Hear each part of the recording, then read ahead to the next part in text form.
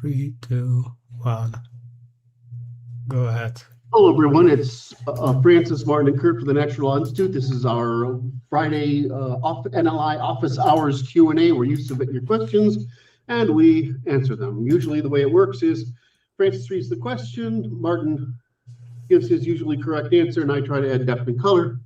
Because Martin's never wrong, you know. If you haven't figured that out, I've painfully figured that out. It's just taking me, I'm slow. Anyway, you submit your question in the description field below the video. There's a link to where we ask you to submit your questions. The process by which they get included in this lovely little document I'm looking at, I have no fucking idea. It says that these guys do some sort of magic. And it's more manual than you think. Like yeah. This is a task prime for AI, and just haven't gotten around to make the AI do it yet. It's setting up AI for copy pasting just doesn't seem worth it. Yeah, I mean, that's exactly the kind of task that AI should be good for. So I don't trust it for anything else. We do try to keep a backlog. We do somewhere between 3 and 5 and 6 questions a week. We do try to keep a backlog, so we don't answer them immediately. But we appreciate you for adding the questions and letting us provide the response. So with that, most importantly is that as long as we hold the office hours, which I don't see any way we're going to stop anytime soon, eventually we'll get to your questions. This question that we're going to ask, or let me see, is it still? Yes, this should be the one, even though I'm a little lost in the question intake form. Anyways, we'll eventually get to it.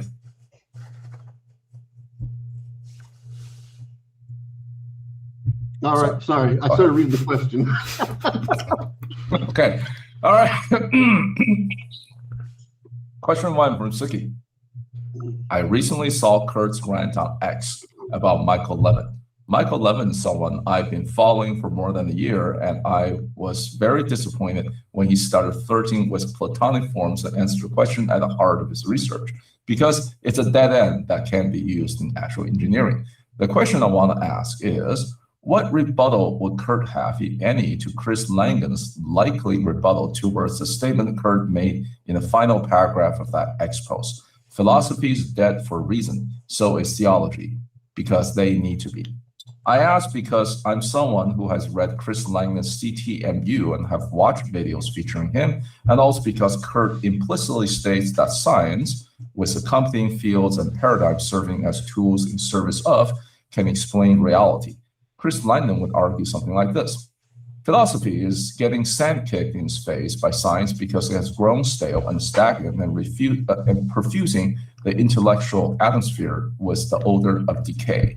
Meanwhile, science has steadily been making headway and stealing the show, especially when it seems to promise new and lucrative technology. But the situation is not so one-sided. As the science, particularly physics, has been trying to expand or forced to expand their horizon by tackling or being forced to tackle what have always been seen as inherently philosophical problems that are not just technical, but interpretive and foundational, e.g. interpretations of quantum mechanics, multiverse theory, alignment problems in AI, hard problems of consciousness, and mind-body problem, black box problems in self-executing systems. And they face lots of difficulty in dealing with such endeavors. In many of these cases, more data often doesn't settle the key disagreement, because the disagreement is partly about what the data means and what the underlying formalism says is real. Perhaps the worst disadvantages are missing conceptual foundations and the inadequacy of empirical and/or axiomatic methodology to address the true fundamentals of reality, and their resulting lack of support for their increasingly ambitious and far-reaching speculations. In consequence of these difficulties, scientists often find themselves spinning their wheels. In essence, science is not self-grounding, and it cannot fully underwrite its own starting point.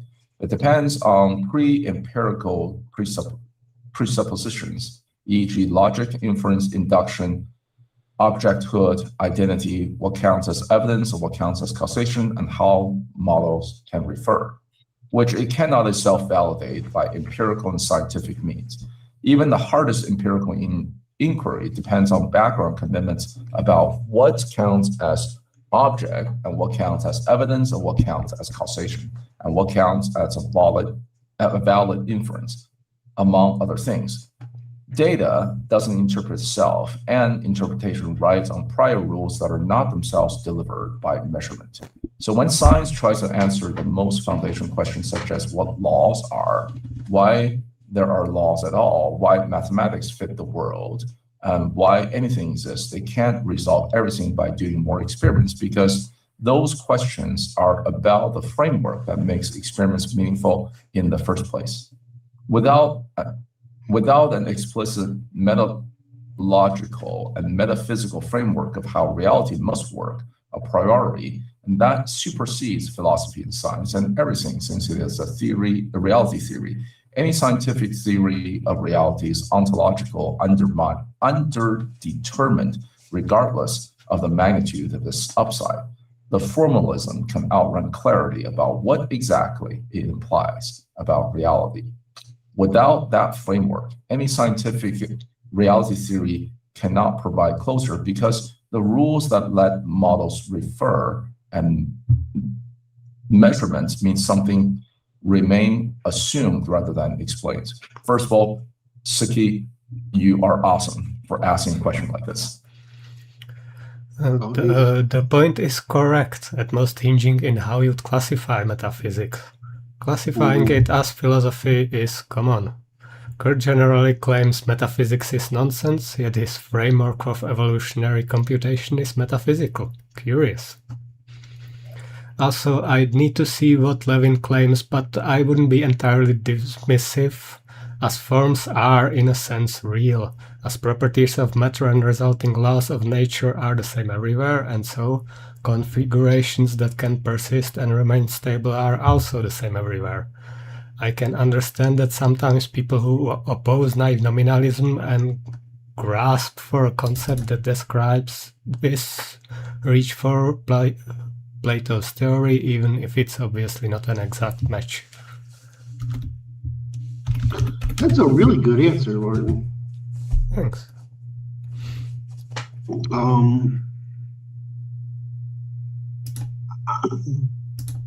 Give me a second to make sure I got what Martin says here, so I can roll it in if I got it.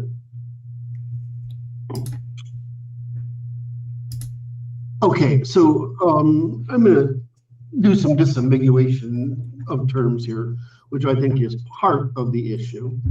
And then I'm going to amplify Martin's correct criticism.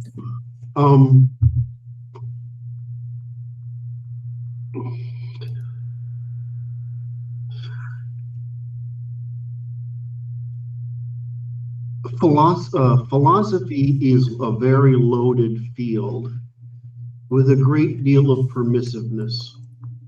It's not that I disagree with the categories of metaphysics, epistemology, ethics, etc. Right? It's that I disagree with what's permissible in philosophical discourse, in the tradition of philosophical discourse. It's a not unconstrained discourse or grammar, or set of grammars, but it is insufficiently constrained, and that what I would call science, or institutional science is how we practice it, or what we do, which is operationalism, highly constrained and increasingly constrained. So whereas in philosophy, you are not required, the limit of what is testifiable in philosophy is only that which disambiguates it from theology. whereas the limit of science is that which is testifiable, and the limit of what is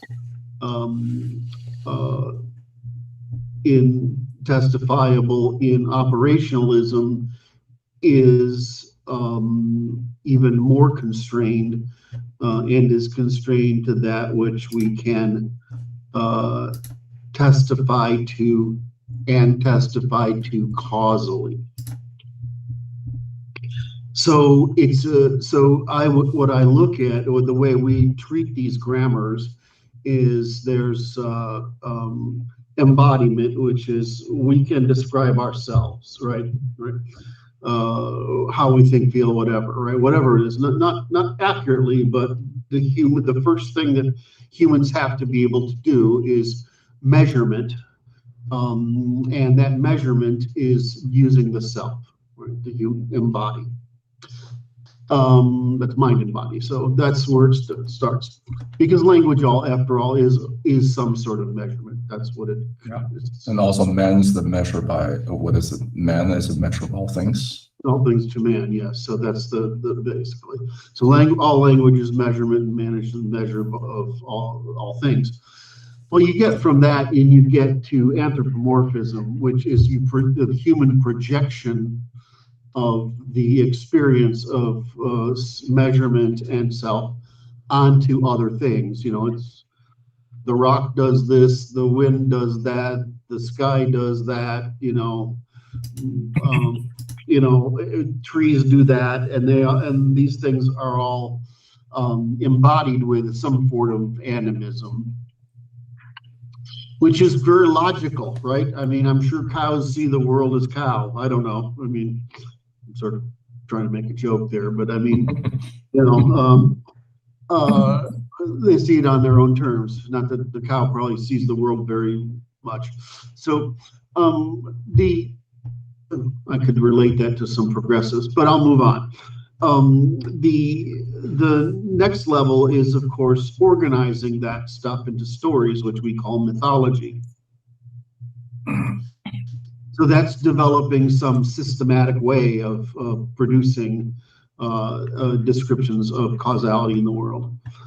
The next formal way is theology, which tries to create a social standard of weights and measures, whereas mythology creates weights and measures for conveying wisdom, the group strategy, etc.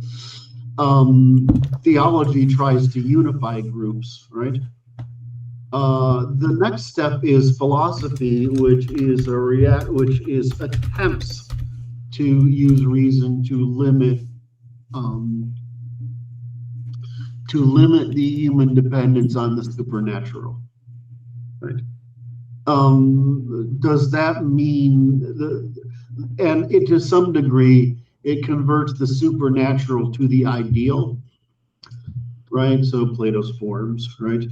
But it is not an animistic supernatural form. It is simply a description of existence as it is out there in the world.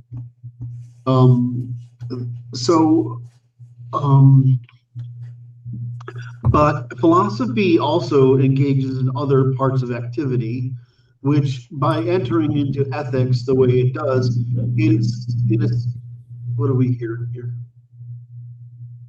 Vibrate. Is that your phone vibrating by any chance? No, that's I'm above the garage. That's a garage door. Oh, okay. So the next one would be that philosophy tends to mix the good and the true, right? Whereas in theology you have authority, in philosophy you conflate the good and the true,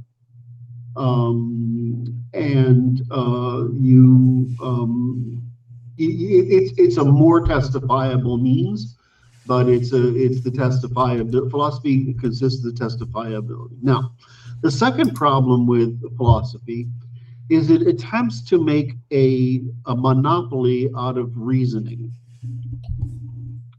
by claiming all reasoning is philosophizing or philosophy.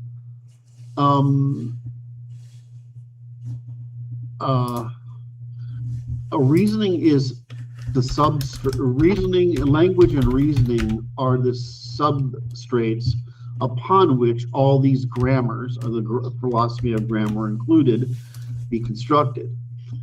And in particular, when we talk about philosophy, whose philosophy are we talking about? I mean, there's certainly Western philosophy, which is rationalism. The Chinese are the only ones who produce the equivalent of a philosophy, although it is a highly socio-political framework in most cases. So, but after the Chinese, it's downhill all the way around. I mean, it's downhill everywhere. So nobody likes to hear that. There was some, by the year 100, there was some reasonably good, more than reasonably good work going on in India, but it seems to have dissipated. By the time Islam takes place, Islam rises. It rapidly, within a few hundred years, essentially claims it has basically becomes a reaction against philosophy, a counter-revolution against philosophy, which they don't like hearing, but sorry, that's what it is. The same way that the Jews invented Abrahamism as a counter-revolution against Greek reason, philosophy, and Greco-Roman law. And because these things require trust. So the two things that happen that allow things to work in China and in Europe are the trust vectors.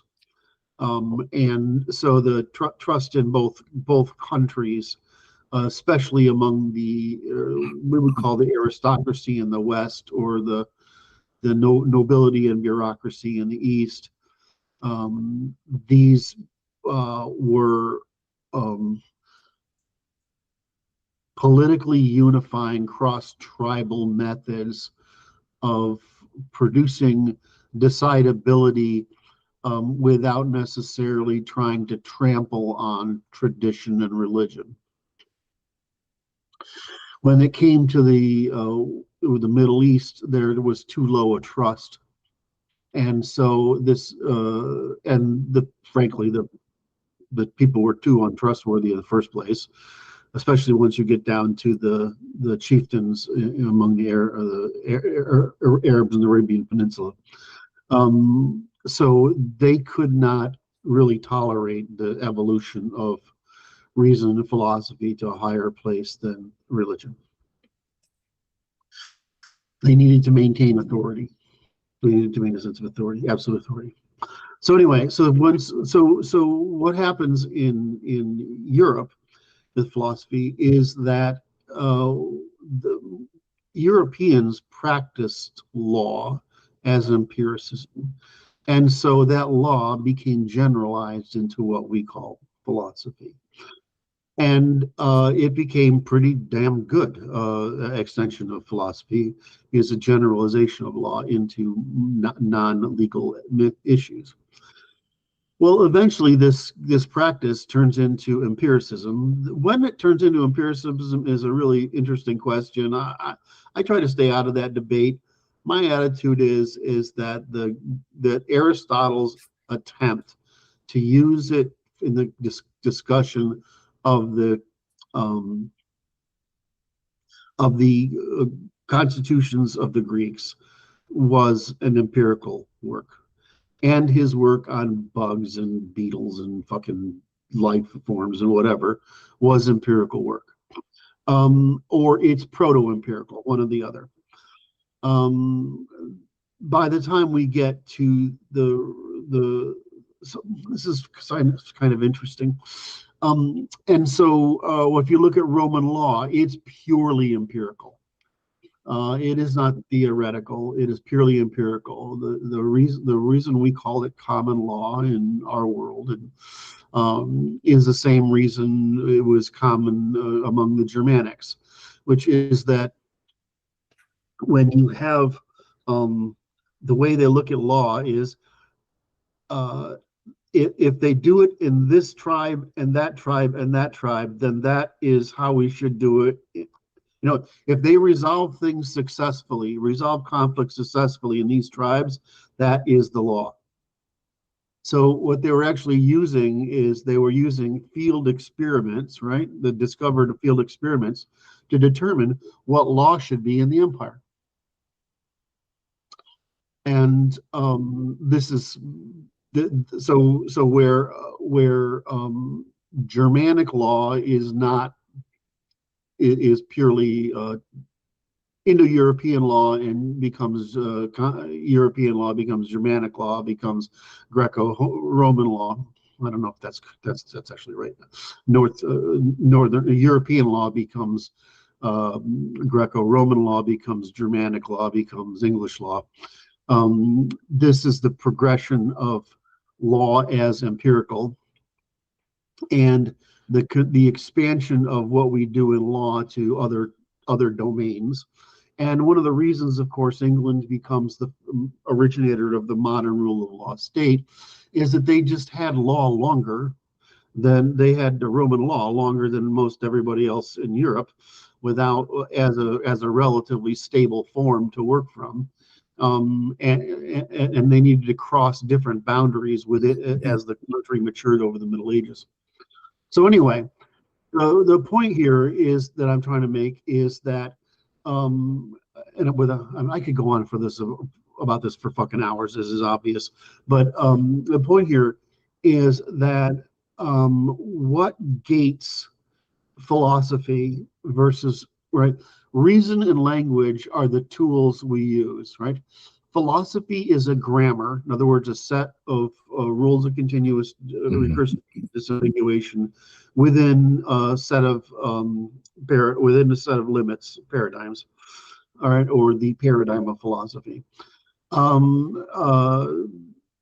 Empiricism is it, and let's really, science should be correctly labeled institutional empiricism in my world. And operationalism is what we get once we discover the first principles and can construct everything from first principles, just like we can use triangles and geometry as the system of measurement.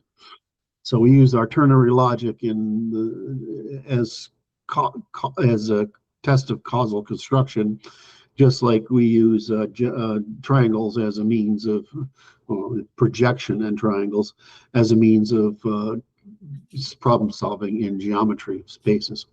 So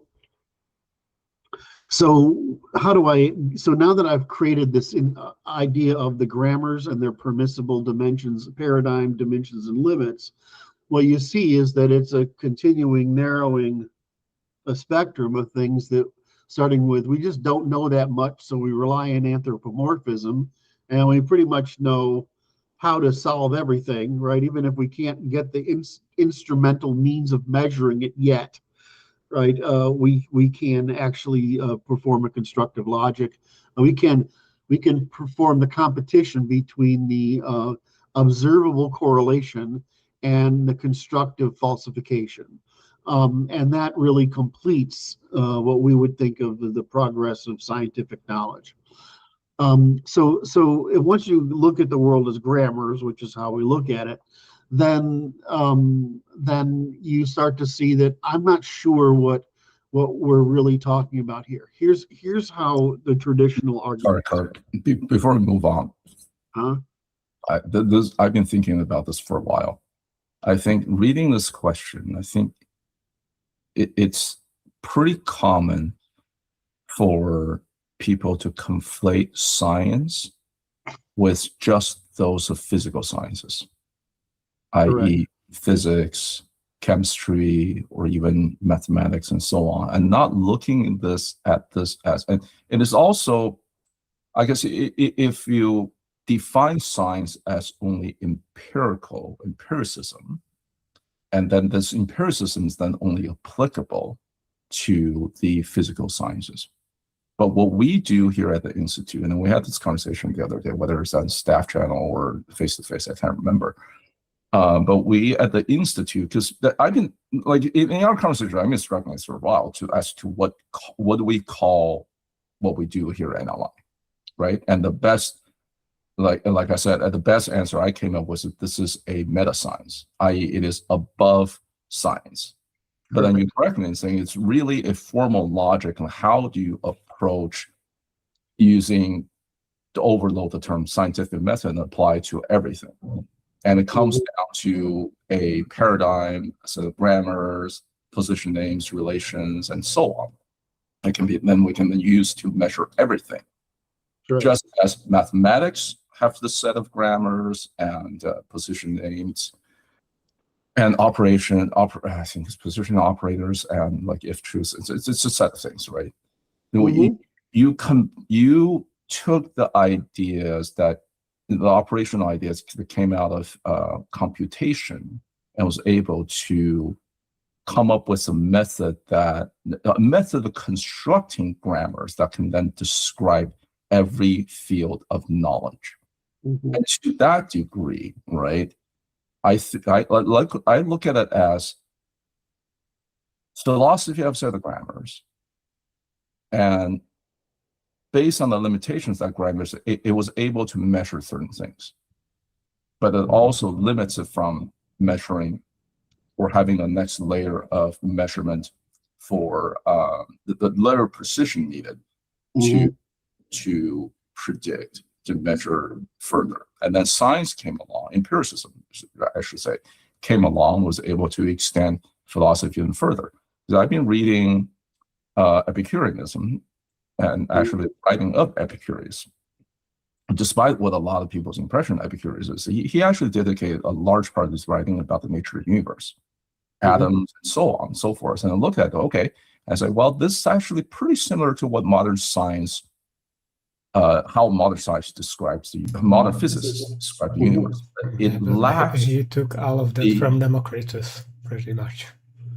Okay, sure. Like, look, nothing is new under the sun. It's just when you see how these things evolve. Don't lose your thread. Don't lose your thread. Keep going on your thread. It's increasingly precise layers of measurement. That's right? Epicurus was never able to. I think the best that he got to was atoms. That things are made of these atoms. He never got to elements. He never got to electrons and so on because he certainly does not have the. He didn't have the. Well, wait a second. Atom, as he meant it, was a theoretical concept of an elementary particle. But we ended up calling atoms is not what he meant. Okay. I think directionally he was correct. He just did not have the means to measure and a grammar to describe it. Correct. Until Mendeleev, until the 19th century scientists and so on. And applying back to religion and animism and philosophy and so on, the Stoic philosophers have, back in 2,000 years ago, they arrived at certain conclusions, a set of grammar and measurements on how to live a good life and how men should conduct themselves inside of a society. They did not have the knowledge of economics, of cognitive science, of a whole bunch of other fields that we now, using again the scientific method, was able to conduct even finer level granularity of measurement. And so I forgot where I'm going at this. It's not that the science, so I think the false dichotomy is separating science and philosophy and religion and so on, rather than looking at this as grammars that affords us a more increasing levels of precision of measure and prediction. Yes. I think economics in particular has always been a terrible science, and it has done more harm than good. You think what? That economics has always been a terrible science and has done more harm than good. It's just, I mean, economics of early 20th century, late 19th century, so on, were just like the philosophies back in Roman times. Right, exactly. Until you get to, you know, cognitive science and CBT and so on. Right. Martin, I don't want to, I'd actually love to discuss that, but I just want to finish this thread before we go there. I was worried Francis would lose his train of thought, because that's what happens to me if I get distracted. So yes, in our world, these are just grammars of increasing precision.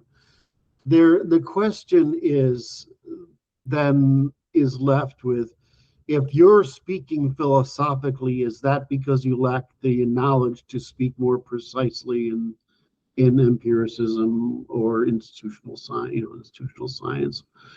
And, you know, it's pretty hard to know what we know today, which allows us to cross-field synthesis, which we've done with our operationalism. And I'm not the first person to sort of go down this path. During the early part of the 20th century, the sort of beginnings of the failure of philosophy, which was, I mean, most people argue philosophy ended in the 1960s, and has made no progress since. And I agree with that, because it doesn't have systems of measurement intrinsic within it beyond it. So we tend to go with what we call, I call it operationalism, but it really is meta science. It doesn't matter what field we're talking about. We can talk about all fields in and about their context. We just reduce it to construction from first principles, which is what we do with everything. Now, so I want to make sure I answer the fucking point, because sometimes I don't answer the freaking point. So generally what you find is that in history, the bifurcation happens with Aristotle, which is why Aristotle is considered the most influential thinker in history. And that's when he reacts against Plato and what we would call literary philosophy today, with Aristotelianism, which we would call empirical or analytic philosophy today. And so just as we say philosophy, which philosophy are you practicing? That difference persists today, that difference. On the continent, they still practice literary philosophy. Now, to English readers, unless you're sort of coming out of the religious field, it's kind of silly. In most ways, it's very romantic. It's good makes good reading. It's emotionally rewarding. But just as Aristotle separated from Plato, and he did so with the study of Greek law, and spread on from there. We in the West, we in the Anglosphere, we practice analytical philosophy, which is an outgrowth of law, the same way French and German philosophy is a formalization out of religion, out of theology. In German and in French, it tends to be political, emotional and political. In German, it tends to be emotional, psychological, and pro-social.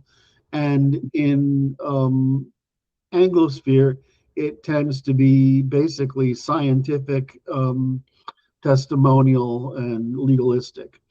And so our philosophies carry with us these same bridges, depending on what you want to classify them as. So while I would be largely someone who totally discounts continental philosophy as cute. On the other hand, for those societies, it turns out to be a binding a binding method of intellectual discourse within the limits of those societies feel like they are bound. So the Germans feel like they need to have this virtue on inside of it. The French feel to have to have this unification under authority in it. I'm not good enough with Chinese philosophy to go there right now to bring it in, but I could. And it's hard to have Hindu philosophy without bringing in their religious tradition, so I don't want to go there. But so peoples solve real problems by framing their wisdom literature, which is what this category is called, in a means that they feel satisfies the psychological, social political needs of the people. This ends up being a fragility in the West because our law is a cult, right? It is, I mean, constitutional law in America is definitely a religion.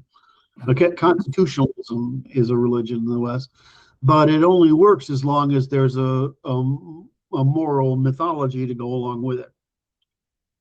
Whereas if you take German philosophy and French philosophy, they embed that moral message in that moral structure inside their philosophical framework.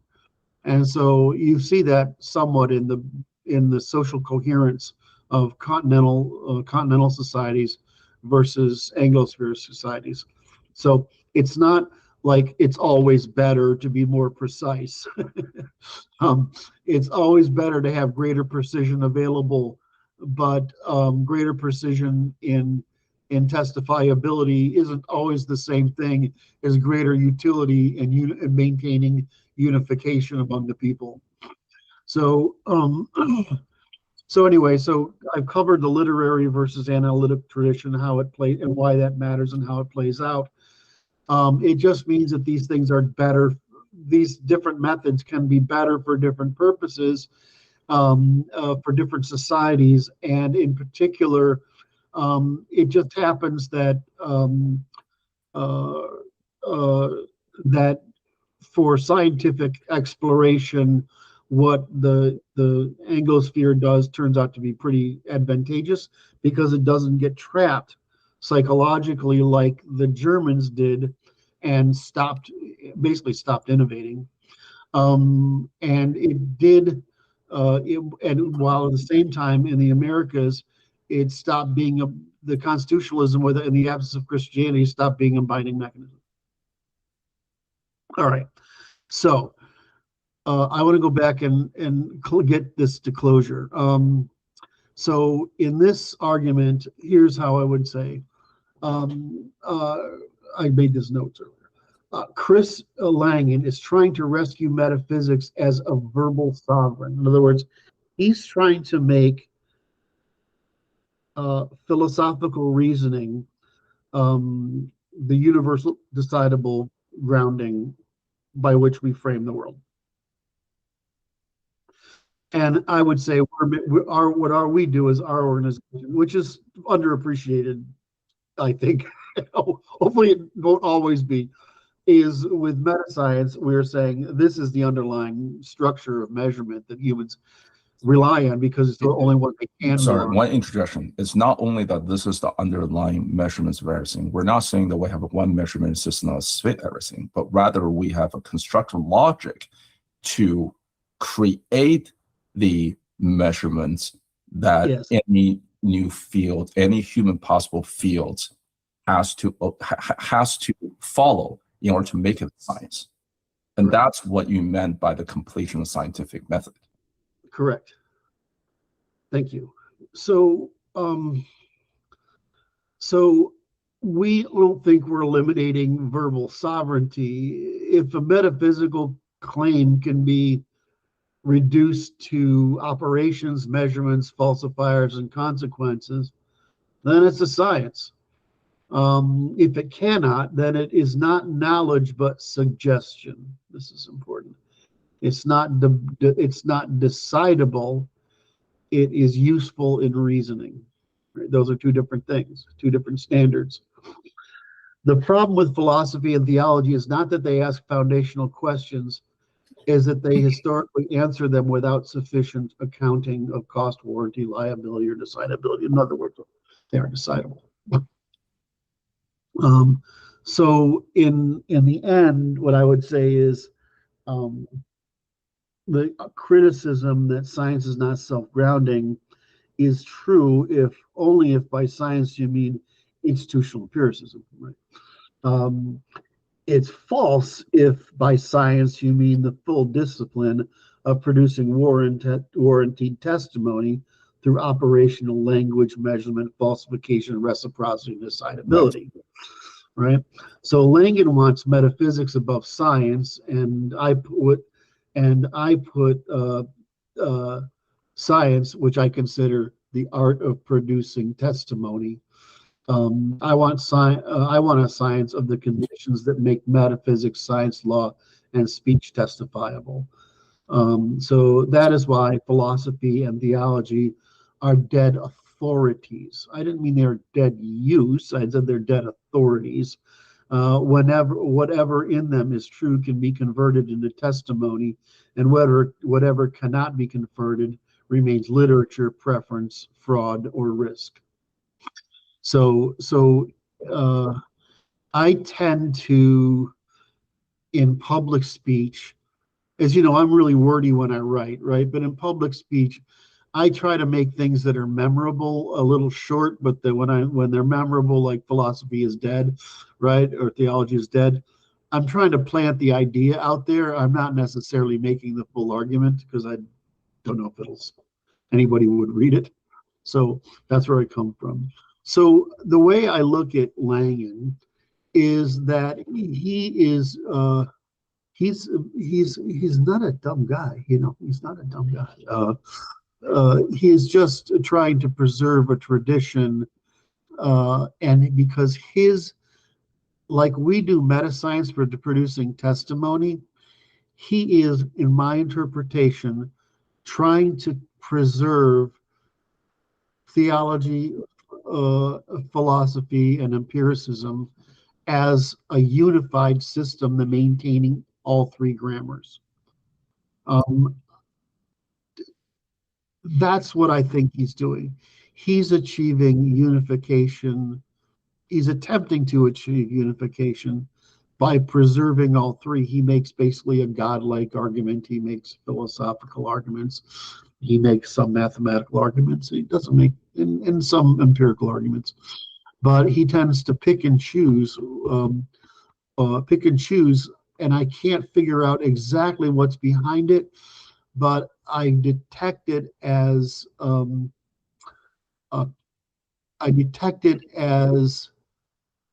I wish to preserve literary philosophy. That's how I look at it. So I try not to. We've established sort of an informal or so, I don't even know if subconscious, but I don't like to pick on him, and he doesn't pick on me as a consequence. So whatever. You have established a mutually assured destruction relationship. Yeah, well, it's not. You can't take a guy who's invested that much in a frame and built his self-image and reputation upon it and alter it. I don't know how you can look at our stuff and not get that it's, you're not going to get this is it, right? I mean, it takes a while to get that, and that's probably because we need to increase the precision. I mean, our books do it. I mean, but we need to probably teach it as a course or set of courses. Here's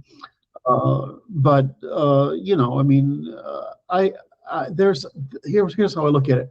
There is, especially in America, a desire for, just like there is in continental Europe and their continental philosophy, we've a desire for a wisdom literature that produces the same effect as mythology and theology.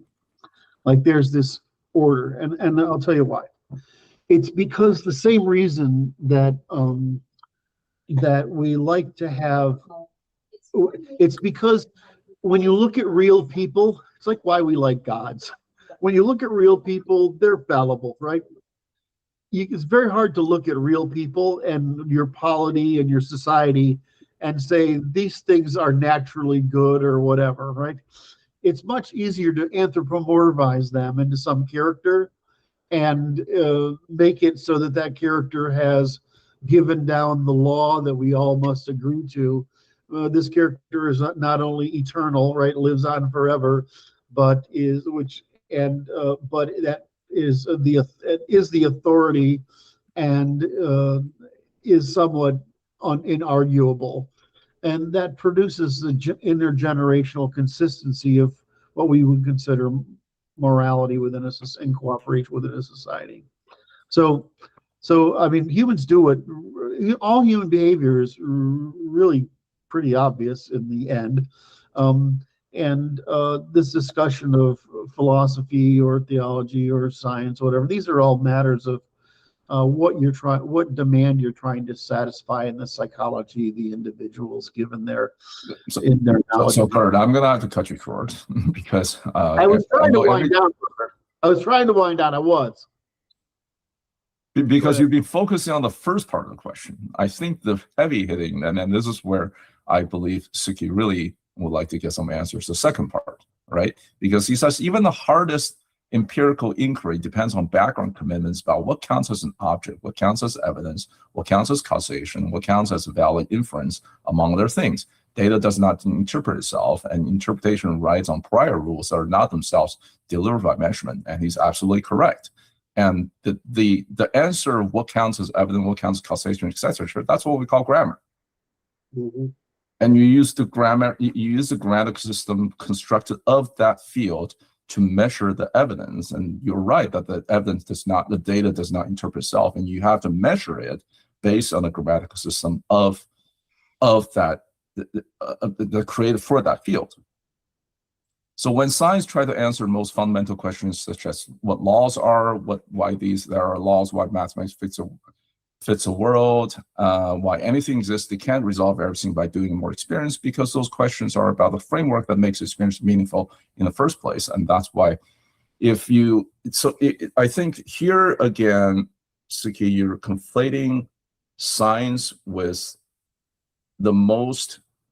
you're conflating scientific method with the most prevalent of the physical sciences and the empirical sciences, i.e. mathematics, well, I wouldn't even count mathematics and empirical science, physics, chemistry, and so on, but not realizing that those are really systems of measurements, i.e. grammars, that has limits. And you're correct in that you cannot use the grammar of chemistry or physics and so on to answer questions in law, because that exceeds the limits of that grammatical system. But that doesn't mean you cannot use a scientific method, i.e. the NLI method, to construct a set of grammars to measure and answer questions in law and achieve closure in questions in law. And further, it says, without that framework, any scientific reality theory cannot provide closure, because the rules that model refers to the measurements, meaning something remain assumed rather than explained. And this is the point I've been trying to get across. Just because there are phenomena that we cannot explain with existing set of grammar yet, doesn't mean that you cannot construct a set of grammar to measure and reach closure in that field. And this ties me back to what Michael Sirago talked about, in the first conference, this periodic table of subjects, right? Because once you know that formal logic of grammar construction, you can extend that and discover and create grammar for different subjects, even if that subject may not even exist. You can even have some predictive power in terms of what subject has to exist, because in order for that scientific subject, in order for that subject to meet the standards of closure, a scientific closure, it has to fit certain patterns, for lack of better words. Okay, I'm going to get off of now. No, it's brilliant. So I'm going to bring it back to where I started, which is any system of measurement usable by man has to be testable by man, or it's not a system of measurement. All right. So if we were, we were octopuses, right? What's octopi? Octopi. I don't know. Octopi. Their nervous system is highly distributed, right? So they got essentially instead of their brain being terribly concentrated, it's highly distributed across their arms and everything. All right. We might think of the world differently, right? Differently, because you would have these, while there will still be dominance. I mean, for all intents and purposes, octopods or octopi have legs, arms, and antenna. We don't think of it that way, but they actually use them that way. In other words, there's a dominant function to each of the pairs. Yeah, because their eyes are actually their eyes are not 360 degrees. They still have a front. So those front two tentacles are like their antennas. And so if you watch them move, they handle the territory. What's out here, what's in here, and how can I move through it? Right? They actually do that. Right? So you would have a grammar that accounted for those that sensory systems, right? That they would have it, because it would have for them to speak rationally, right? In other words, all speech is a reduction, a system of reduction, just like math is a reduction, right? All speech is a reduction of something to some symbolism that concentrates information, right? So an octopod or octopus would come up with a language and grammar that suited its available measurements. In humans, we generally have what I call display word and deed. We have physical abilities, we have cognitive abilities, right? And we have emotional regulations at the very least, and so we break the world into sensory, cognitive, experiential, emotional, and physical dimensions of measurement, and in quite a variety of domains. It's kind of interesting how humans are able to detect such a broad range of vibrations in the universe, which is really what we're detecting, even though pressure is just a one vibration, right? It's not to your nervous system. So we see things from a certain scale of interaction with reality. We see things. What constitutes a background, a space, and an object in human cognition is dependent on our capacity to act through it, right? We're able to generalize and abstract, so we can do that by imagining smaller scales. But if we were like the size of ants, for Christ's sake, the world would consist of different systems. It would still have backgrounds, spaces, and objects, but they would be very different, and scale would be considered very different. If we worked at the speed of a hummingbird, we would see time one way, and if we work at the speed of a sloth, we would see time another way. And so it's that we have to reduce a measurement, right, to something that is testable, or it's not a measurement. So we have to find measurements that are a grammar of measurement that fits within our physical body, our morphology, and our sensory cognitive apparatus. So man is the measure of all things to man, just as an ant is the measure of all things to an ant. But that that doesn't get you into the problem of, what does he say here? Any sign is metatheory. That's not true. Closure is whether a grammar can provide decidability within the terms that it's established, and humans are looking for closure within terms that are the limits determined by our sense, perception, action, etc. So by embodiment, by what we are. So that doesn't mean that if we talked to we could talk to octopods and ants, right? That we wouldn't be able to come up with a common vernacular. We would, because the world's relatively invariant, even at almost all scales. So we would be able to come up with a grammar. It's the same thing as all you need is 300 words to speak to people around the world, right? You know 300 words in almost any language, you can pretty much talk about anything. It just takes a lot of words to say it. Things. So I disagree with this. Any scientific theory can produce closure. Now, I don't know I think what most people mean is they have an illusion or a platonic or something mystical version of what reality consists of. It doesn't matter, like Martin was trying to bring this up, it doesn't matter we call them elements or atoms, right? It doesn't matter what we call the different particles. Now it might matter is that we're talking about particles as if they're objects rather than highly dense rotations of spatial temporal background at very high speeds, producing the impermeability to one another. It doesn't. These don't change the utility of what we're doing.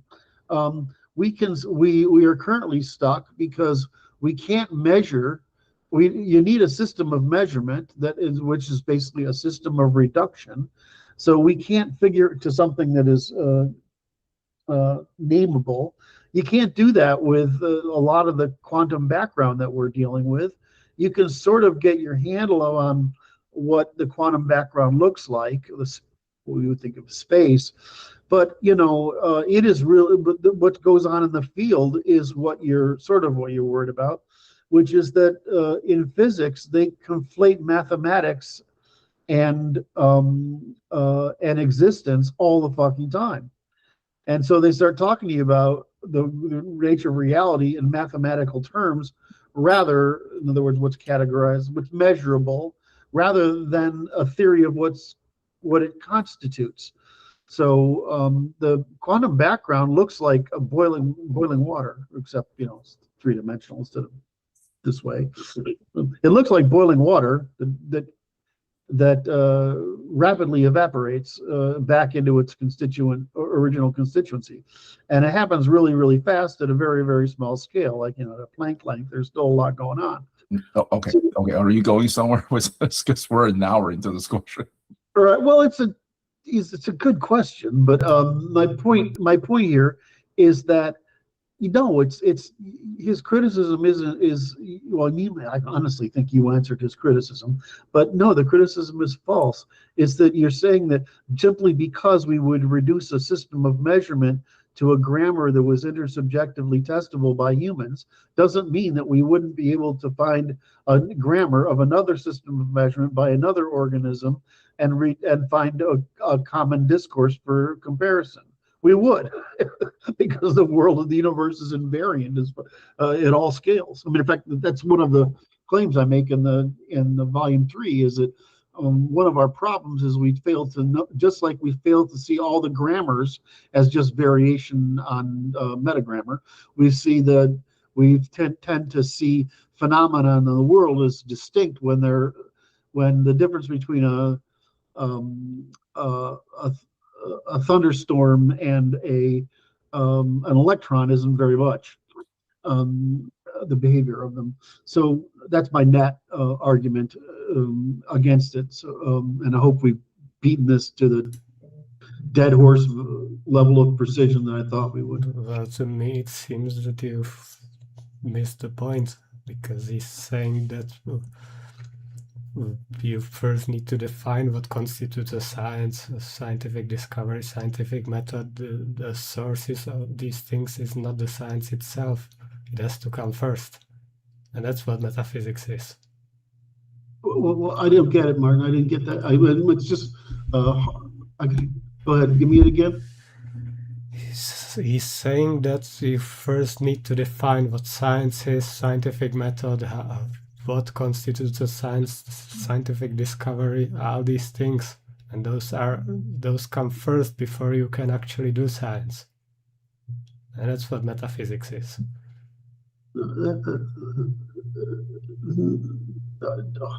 Please tell me how that makes sense. If it's the other way around, how do I testify at this level of precision? And you have to the definition of testimony first before that question even makes sense. How do I testify to this paradigm, things inside this paradigm? How do I produce? Well, something first needs to define the terms before you can ask those things. No, you don't. What you do is you say, how do I testify this? You figure out those methods, and then you call it science. That's what we did. How can you ask such questions before you have defined the terms?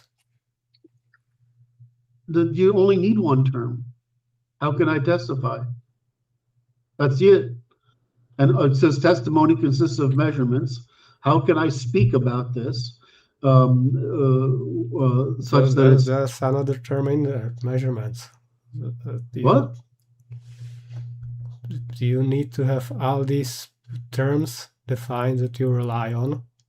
No, you don't. It's like saying you need to have philosophy before you have reasoning. You can reason. It's a natural human faculty. We can't, well, some people are better at it, some people are worse, but you don't have to know that. All you have to know is that and this is Popper, problem theory test. All you have to know is there's a problem, and you have to find a way of solving that problem. We generalize them into methods. We generalize the methods into fields. That's how everything works. Well, those methods are certainly not inherent to human reason. What? Those methods are not inherent to human reason. What methods aren't inherent to human reason? So human reason is just measurement of differences, right? On one end, a prediction of causes from them. It's just wayfinding.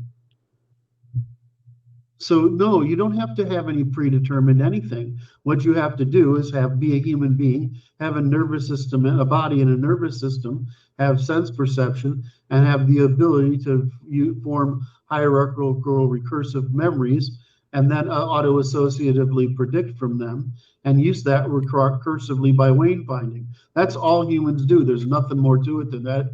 It's actually, in retrospect, it's trivially simple.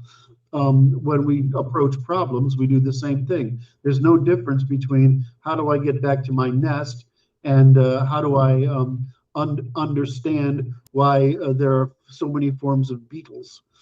There's no difference at all. It's just how do I do it? What we tend to do is we tend to label what we do post hoc. Aristotle didn't know that he was inventing empiricism. He only knew that he was conducting philosophy. He thought he was just conducting better philosophy than Plato was. The same thing is true throughout history.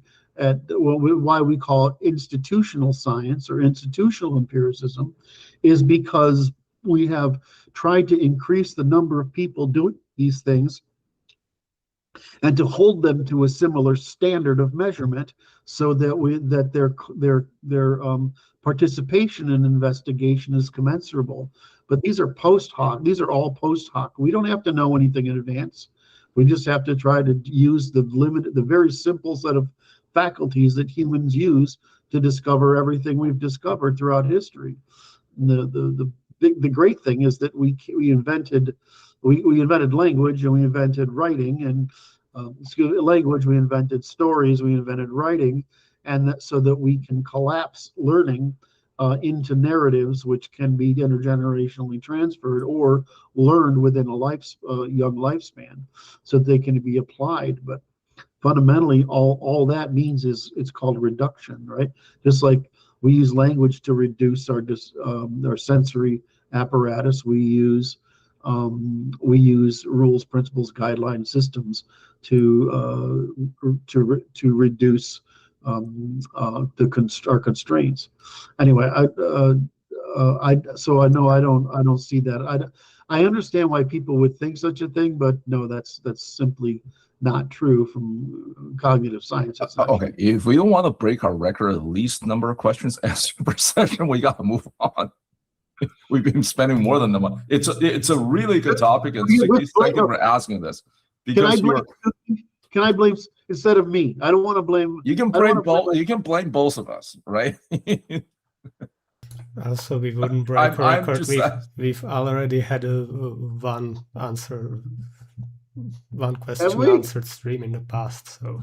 Oh, okay. All right, this one. The record would have to be that's zero. got to be an outlier. I think our median is rather the mean. Excuse me. Our mean is somewhere in the 6 questions or so. I'm sure if I give it to the AI, you can figure out exactly just how much. But we have outliers, obviously. Okay, let's move on. All right, this is a question that I asked back in, probably February when the Winter Olympic was going on. So this is a cue for the audience just how much of backlog we have.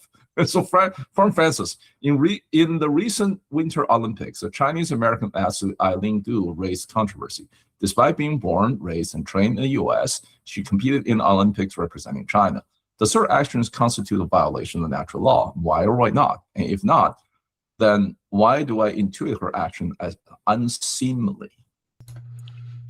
For context, we already discussed this in a meeting when it was current, and I'll say what I said then. It's an example of how when people refer to natural law, they're usually thinking about their intuitions about justice and what society should be like. Francis is a man, and so he expects loyalty and associated signaling.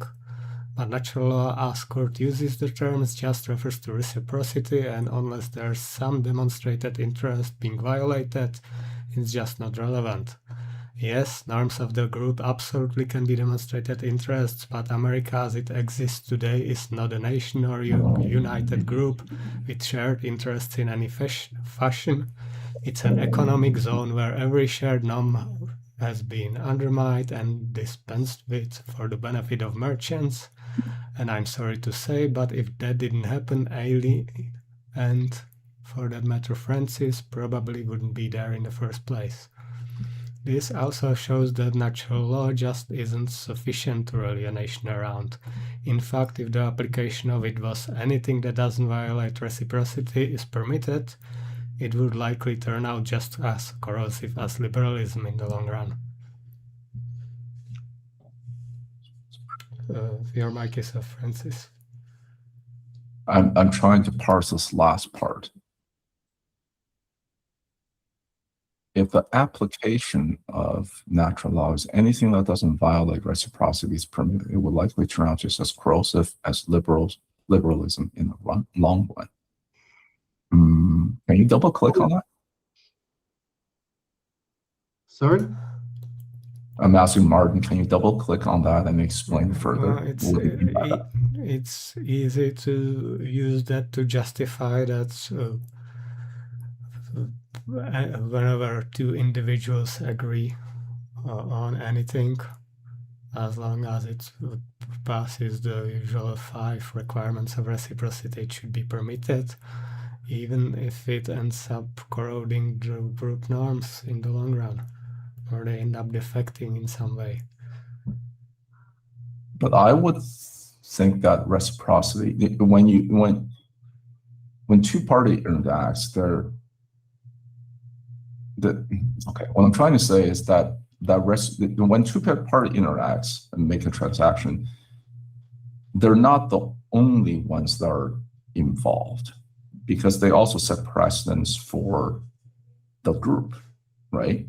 And so there's there's also reciprocity involved with the rest of the group. If you and, for example, if you and I enter into a cooperative relationship to end the world, that doesn't, even if all of our interactions meet the criteria of reciprocity, it doesn't mean the act itself is reciprocal with regarding to the rest of the polity that we're in. Well, let's use something more obvious. Well, what if my local town, what if the community relies on people buying locally, and that strengthens the community, and you offer me some cheaper trade, and we end up trading with you, and community ends up dissolving? If that happens with many people.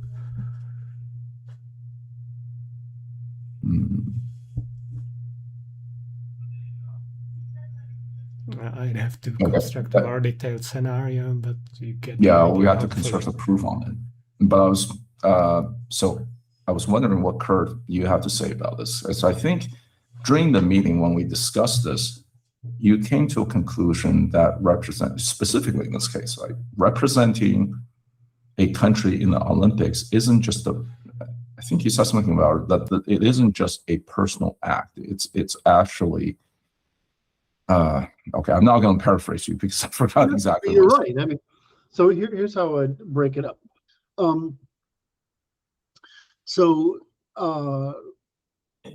The Olympics exist for a reason. That reason is not individual. It's not for the Olympians, right? It's not for the people who participate. Mm-hmm. It's to produce, and it always has been, to produce a means of beneficial cooperation and competition between states in order to maintain as much possible positive relations between states. It's a venue where we can show respect to others outside of the political arena for political reasons. So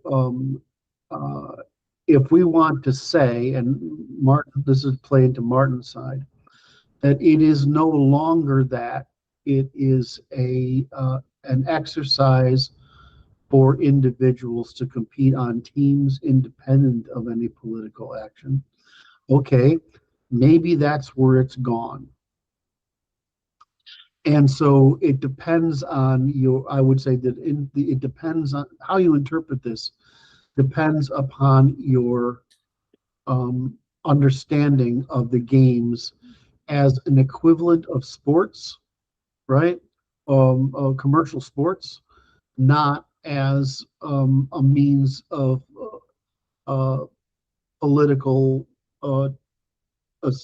trust building or it's actually a form of national political status signal. Correct. All right, and so, but what matters is that you can be from some freaking country like Ethiopia, where the guys like, I don't know what the hell's going on there. They can run like forever, right? And you can come to there and you can get status even though you're a little country, right? Right now, but this is a systemic issue. So, for example, originally our sports were local phenomenon that competed at increasing scales, right, on behalf of the locality. And which is the same thing was for the Olympics. They were places where you could compete on behalf of your people. And so you can the question is, which one of those things are you interpreting it through first? I would argue that the original intent, which is going to be Martin's universal criticism, has been to commercialize these things to such a degree that they no longer serve their original intent. In other words, they've lost their political value, and instead they've become commercial vehicles. That's very hard for me to understand in the concept of the Olympics. But we've been doing it in professional sports for a long time. I mean, there's like, you look at some of the European soccer team, football teams, and you're like, well, there's nobody from the country on the team, right? Yeah, France comes to mind. France comes to mind. They're basically all North Africans, but then when you look at the Poland team, right, they're still like Polish. Yes. So it should be considered cheating. Yeah, they ought to.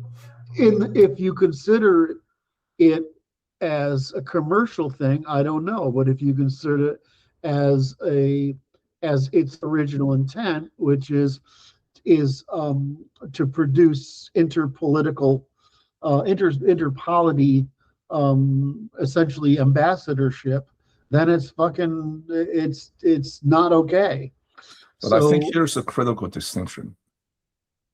For it to be interpreted as commercial, right? There are, like, unless some, FIFA may be a wrong example, but for football, i.e. soccer, there are football clubs.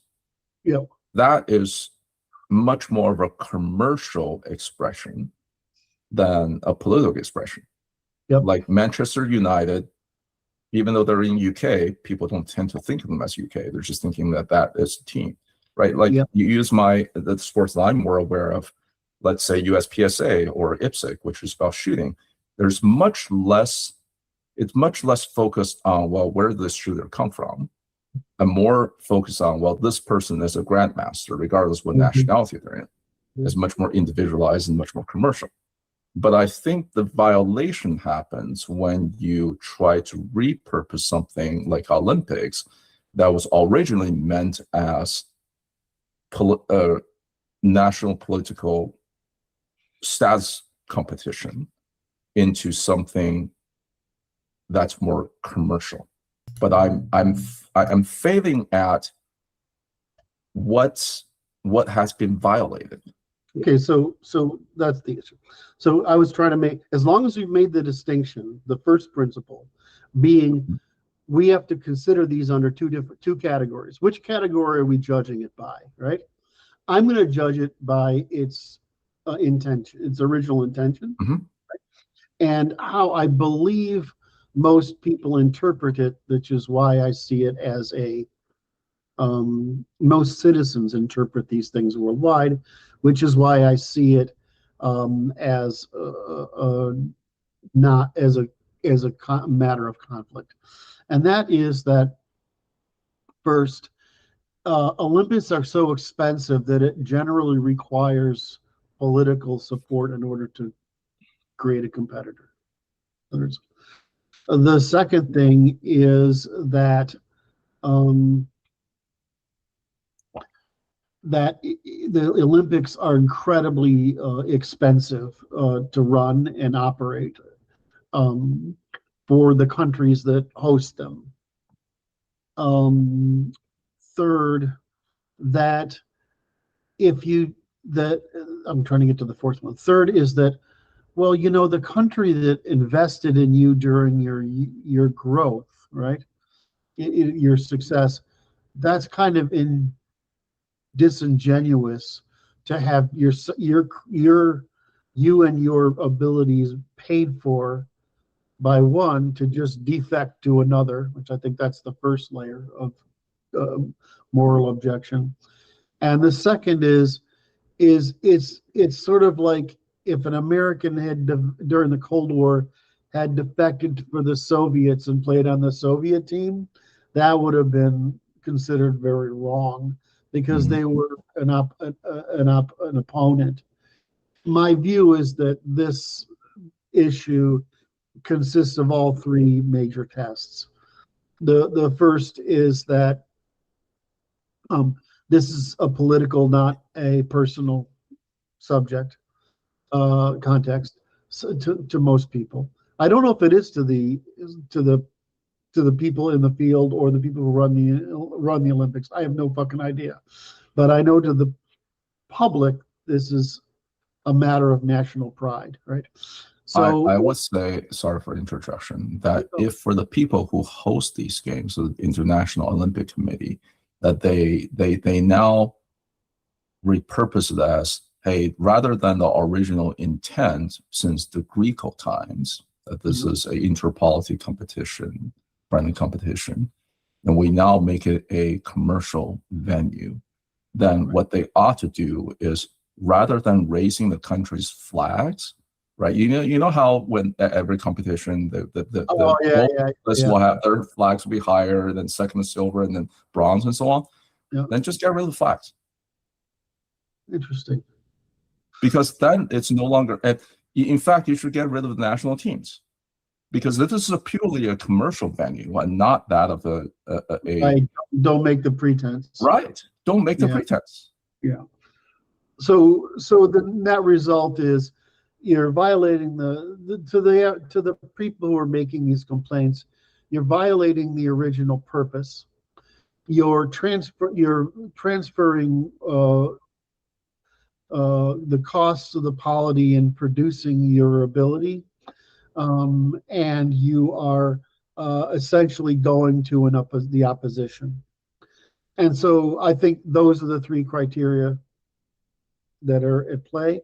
And so I actually wrote something long on this, and I can't find it anywhere. I don't know what I did with it. Was it on Twitter? I thought it was on Twitter, but if it is, I can't find it. I don't recall any. Otherwise, I would have started. So my view is that, we're in that space where, are we going to commercialize it, or are we going to return it to its original purpose? I'm okay with professional sports being commercial, because that's what they are, right? I'd prefer it if we had both the professional sports and regional sports. In other words, you have to be from the area. I'd like to see that happen. And the reason is, when you go from Olympics to professional sports to regional sports, what you get is more inclusion. In other words, I would like the largest number of people to be able to participate, and that happens at the greatest degree of dilution, right? I mean, so I would like, it's sort of like why I like high school football teams, is that when you get a lot of kids involved in sports, right? I mean, so from that perspective, I just think that we're better off if we keep the political, and we shouldn't be doing this kind of thing. The issue here is colored by the last criteria, that she's fucking Chinese in the first place. So why not, right? And so I think the issue is the one that Brandon often criticizes, is that the United States is an idea, right? Culture, right? Rather than a tribal culture, much to my chagrin, but whatever. Is a tribal culture, is an idea culture, and that it shouldn't matter. This shouldn't matter because she's Chinese after all, and if she wants to go back to her own country. If I wanted to go back to if I was an athlete and I wanted to go back to England and compete on the English team, why couldn't I? I mean, oh, you suck.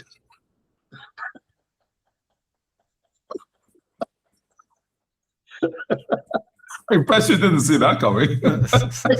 Sorry, I have to repeat it because I didn't turn off my mic. I said because you're half French. Oh, totally unfair. All right, did we kill that one? I think so. Well, I just want to add, if she... Go ahead, Mark. Just see idea culture as, I mean, it can make sense, but you have to actually keep only the people that came up with the idea and not let anyone in, then you're not even. Well, yeah, I mean, I'm not targeting this specific Eileen. I think she's just, I mean, she followed incentives. I blame the people who set those non-incentives in the first place.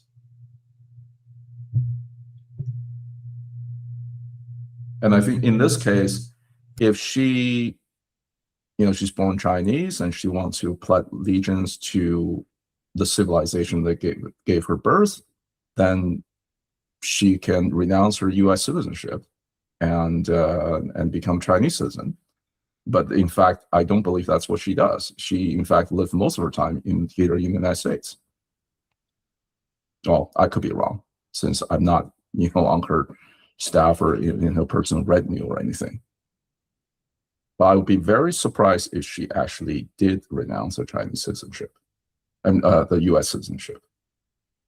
They probably, as things work in China, just like what China did with Marco Rubio, they banned Marco Rubio from entering China, but this time since he's on Trump's retinue, they made an exception for Marco.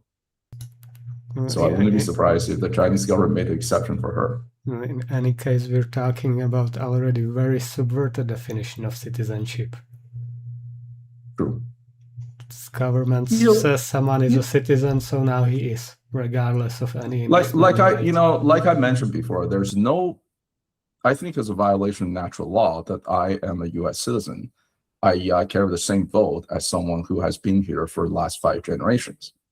And I actually wouldn't mind if I'm never going to renounce my U.S. citizenship. I wouldn't mind if my U.S. citizenship is taken away, as long as we restore the definition of citizenship to its original intent.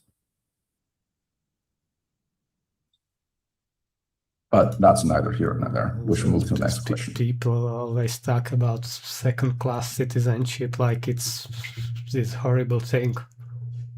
Well, you don't have to be a citizen at all. I'm just saying in the abstract, not you specifically.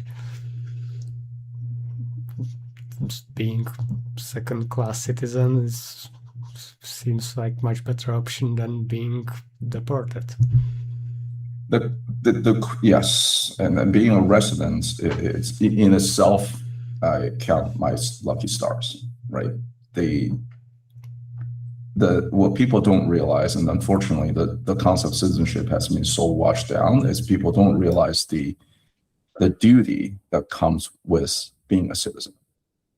Means if the polity calls upon you, you need to actually step up and defend it with your life if required, and that is a huge responsibility. I think people have forgotten about that. Yeah, the teaching is a protectorate rather than a responsibility, which is usual. It's responsibility evasion. Yeah. Okay. Question 3. Hello, I'm reaching out on behalf of a project, Engineer Anthropology, which I've recently started in my spare time. My background is primarily that of a process engineer, approximately 15 years, pharmaceutical manufacturing, blood fractionation. Okay, I gotta look it up. Blood fractionation, mostly analytical methods and validation, and plant commissioning. With education and degree included BS in biology and anthropology, always have been areas of interest. I was referred to your project by a good friend who thought our ideas aligned, high trust society building, and I'd like to offer up the template which I'm building as they may come in use. Specifically, I'm generating validation packages which are typically applied in an industrial setting, but modify them to fit the needs of culture and social engineering. The template includes a failure mode effect analysis, FMEA, risk impact calculator, to specify and identify impact level, root causes using 5 why methodology, potential failure modes, what could go wrong, risk priority numbers, quantifies risk based on severity, occurrence, and detection ratings, then ranks failures to be addressed by highest RPN, and corrective preventive actions, kappa. Preventive actions equals to process controls which prevents failure. Corrective actions equals to damage mitigation techniques in the event that the failure occurs.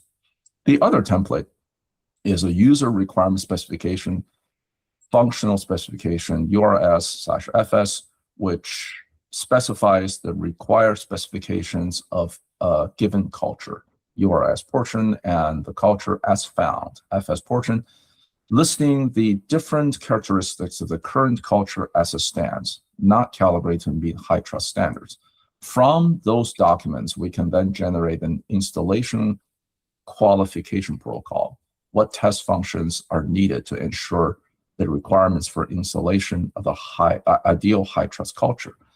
And operational qualification protocol. What are the test functions required to observe the operational requirements are met, i.e. systems and structures? And finally, a performance qualification protocol. What are the test functions to track and demonstrate all user requirements are met from a norms perspective as established in the URS portion?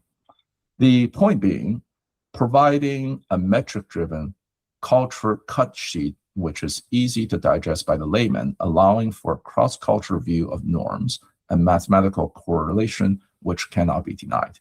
I finished the template for the calculator spreadsheet and URS-FS, and I'll start working on modifying the IOQP protocols in the next weeks or so. With that, nothing great is ever accomplished by the individual. I'm seeking additional stakeholders for peer review and assisting in the generating the specifications, which will be the foundation of these protocols. To get to the question, would any of this be any interest to you or your colleagues? And if so, how might I go about sending you access to the template for review and or collaboration?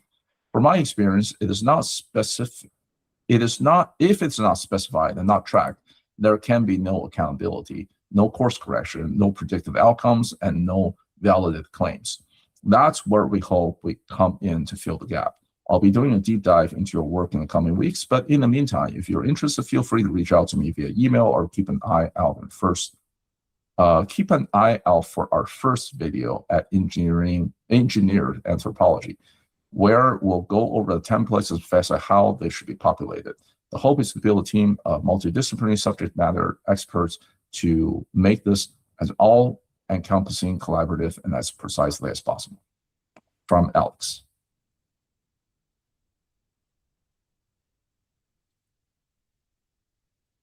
Sorry. I'm certainly not opposed. However, I don't think the issue is with metrics, but with living under hostile regimes which actively undermine conditions within which trust develops organically. And until some sort of revolution can address this, the only solution is escape and intentional community, which always risks that they'll come after you eventually. I'm not sure I understand your response, Martin, so I can't comment on it. So this is a really great example of a person using a domain which is most likely to produce testifiable outcomes. In other words, engineering. Engineering has basically is the discipline with the most constraints that it has to operate under. So it tends to produce the most scientific or or outcomes. So starting with that, I'm basically saying it's coming from engineering. The second thing is that it's using generalized, he's discovered or he's making use of. And I have other products, I have other people in mind who've asked me to talk about their similar products. The most common one I've talked about before is one of the senior people in the airline industry who solves problems of why airplanes crash. And how they tend to look at how he tends to recommend engineering organizations are working. We don't get enough engineers because they're not often interested enough and social-political and issues at the scale we are, and there's too little cross-pollination between engineering, economics, and law. But you find a lot of good thinking in engineering, and I'm still of the opinion that if you want the most valuable degree in life is probably engineering, any engineering degree. Templates, so he goes through these templates, right? And there's requirements, specialization, whatever. And he's finished all these templates. So why would it be interesting to you? It's not that the templates are interesting to me, it's that you came up with the correct solution to the problem of generalization of knowledge, which is that you've isolated the causal dimensions, you've developed measurements for them, and that you've produced a lightweight logic or grammar of discussing them. And so to some degree, what you're doing is you're correctly applying a method, generalizing what would be the scientific method in engineering and trying to generalize it out to what we would call sociology, or you call anthropology. So I would say we're interested in giving you positive feedback for the success of what you've produced. I would have to see these things, and I've written you a note elsewhere. I would have to see these things to provide any specific feedback on them, but I suspect that they follow your reasoning here from science to engineering to behavior. My only caution is one is that it's really not a good idea to talk in terms of engineering society positively, because it tends to be utopian. When we get from applied science to in the positiva, what to do, to economics, what to encourage, and to law, what to prohibit, we end up with saying the purpose of the law is to create holes in opportunity, barriers around which people must organize in order to cooperate at increasing scales. And so I do not like engineered anthropology. I think you should, if you're going to get into this, going to go into this field, I would either take it as from engineering to anthropology, to political theory or social theory, but I would not suggest you touch anything that implies positively engineering. In other words, telling people what to do. That's not exactly, partly because that's not what you're actually saying, is if I correctly understand you. You're actually describing how to break down social problems the way we break them down in engineering. And so in that sense, that's what we do. We call it disambiguation into first principles, which turns out to be dimensions of causality and dimensions of measurement, and that's it. So I mean, you're doing the same thing we are. It's just that you aren't at the meta level yet. You're at the transition between engineering and sociology. So I can do nothing but encourage you. I don't know, do we have the contact for this guy? Do we have an email address for this guy, or Yeah. Twitter? Yes, we do, although I'm not sure if that's an email address because the domain name looks too long. Engineered anthropology, that one? Is this, I'm wondering if this is an X handle. Curt, here is your reminder. Take prescriptions. Just similar to the point I made, so you cannot engineer high trust, you can only protect conditions within which it emerges. Correct. God, that was well said. Does anyone else notice that when Martin pets the cat, he has a little similarity to what's that? Dr. Evil. Yeah, Dr. Right? Yes.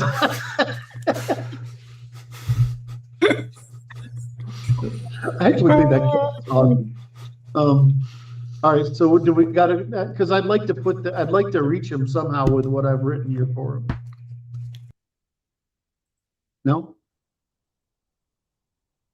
Can't tell if you're looking for it or not. Trying to find engineering anthropology. No, I can't find it. Yeah. Yeah, so Alex, if you're listening to this recording, please reach out to Curt via X. Yeah, I'm posting it right now. It says RE Engineered Anthropology Validation Templates.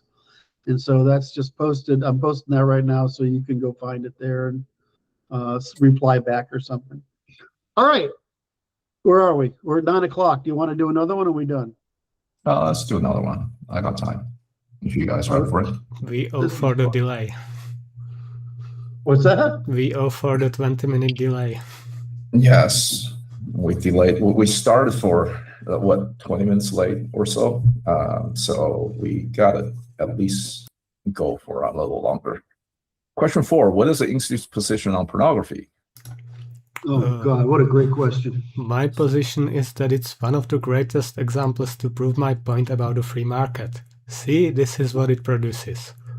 If you're not a regular watcher and the problem isn't obvious, it's the abstract notion of utility and treating satisfaction of demand as a positive outcome regardless of regret, shame, fitness, and long-term or group interests.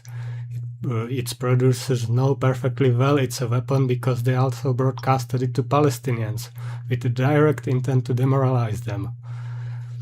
As an aside, there's an argument that porn as well as video games and weed, and I also add voting to the list, lets sexless men cope instead of revolting. But I take the exact opposite position. If the situation is that bad that they'd revolt without these things, that's exactly what ought to happen. You know, Martin, I love you. I hate that I agree with this because, you know, I grew up with these positive, optimistic, libertarian sentiments that Martin justifiably likes to pile on and beat me up for on a regular basis. But and I originally thought that this sedation of pornography and video games and mass media and weed, whatever, were useful in crime reduction. but Martin's actually right. At the aggregate scale, they're just basically means of sedation. Which what's the Soma, S-O-M-A? It's the what drug, that drug is from the novel can't switch gears. Science fiction, some science fiction novel. It's really common. It's Soma's the drug that they give to everyone so that they have regulated emotions, and it's A Brave New World. Thank you. Took me a second. So I don't like being that conservative that I would take a temptation off the market, because in my world, we should train people to be resistant to temptation. And so apparently that's a fool's journey. In other words, I have a foolish ambition of raising the nature of man beyond the base. I think that part of it is the way I would go respond to Martin is that I would rather fix the problem than prohibit the solution, because the energy, or the energy, Filican, New Age chick, the pressure that is causing this kind of behavior, like retrenchment, is, in other words, falling into this stuff, is basically a breakdown of the social order. And so it's the predicted increase in alienation, especially for men, because the feminists destroyed all our male organizations, our fraternal organizations. They ruined everything. And so men are not less, they can't bind through as much as they could before. So they're finding alternative means of sedation. So I'm in agreement with Martin that, but I don't know if it's an institution's position. I think the institution's position should be about law. And I think that these things constitute baiting into hazard, and that baiting into hazard should be regulated, and that it's not a theoretical test. It has to be an empirical one. If we discover that something is a hazard, whatever. I don't see the problem in video games much, but it seems to be a rising issue. My real concern is the underlying problem being desocialization, because we have means of self-entertainment without interacting with others, and this is a continuation of Bowling Alone, which is the original book that came out that's popularized the decline in social participation.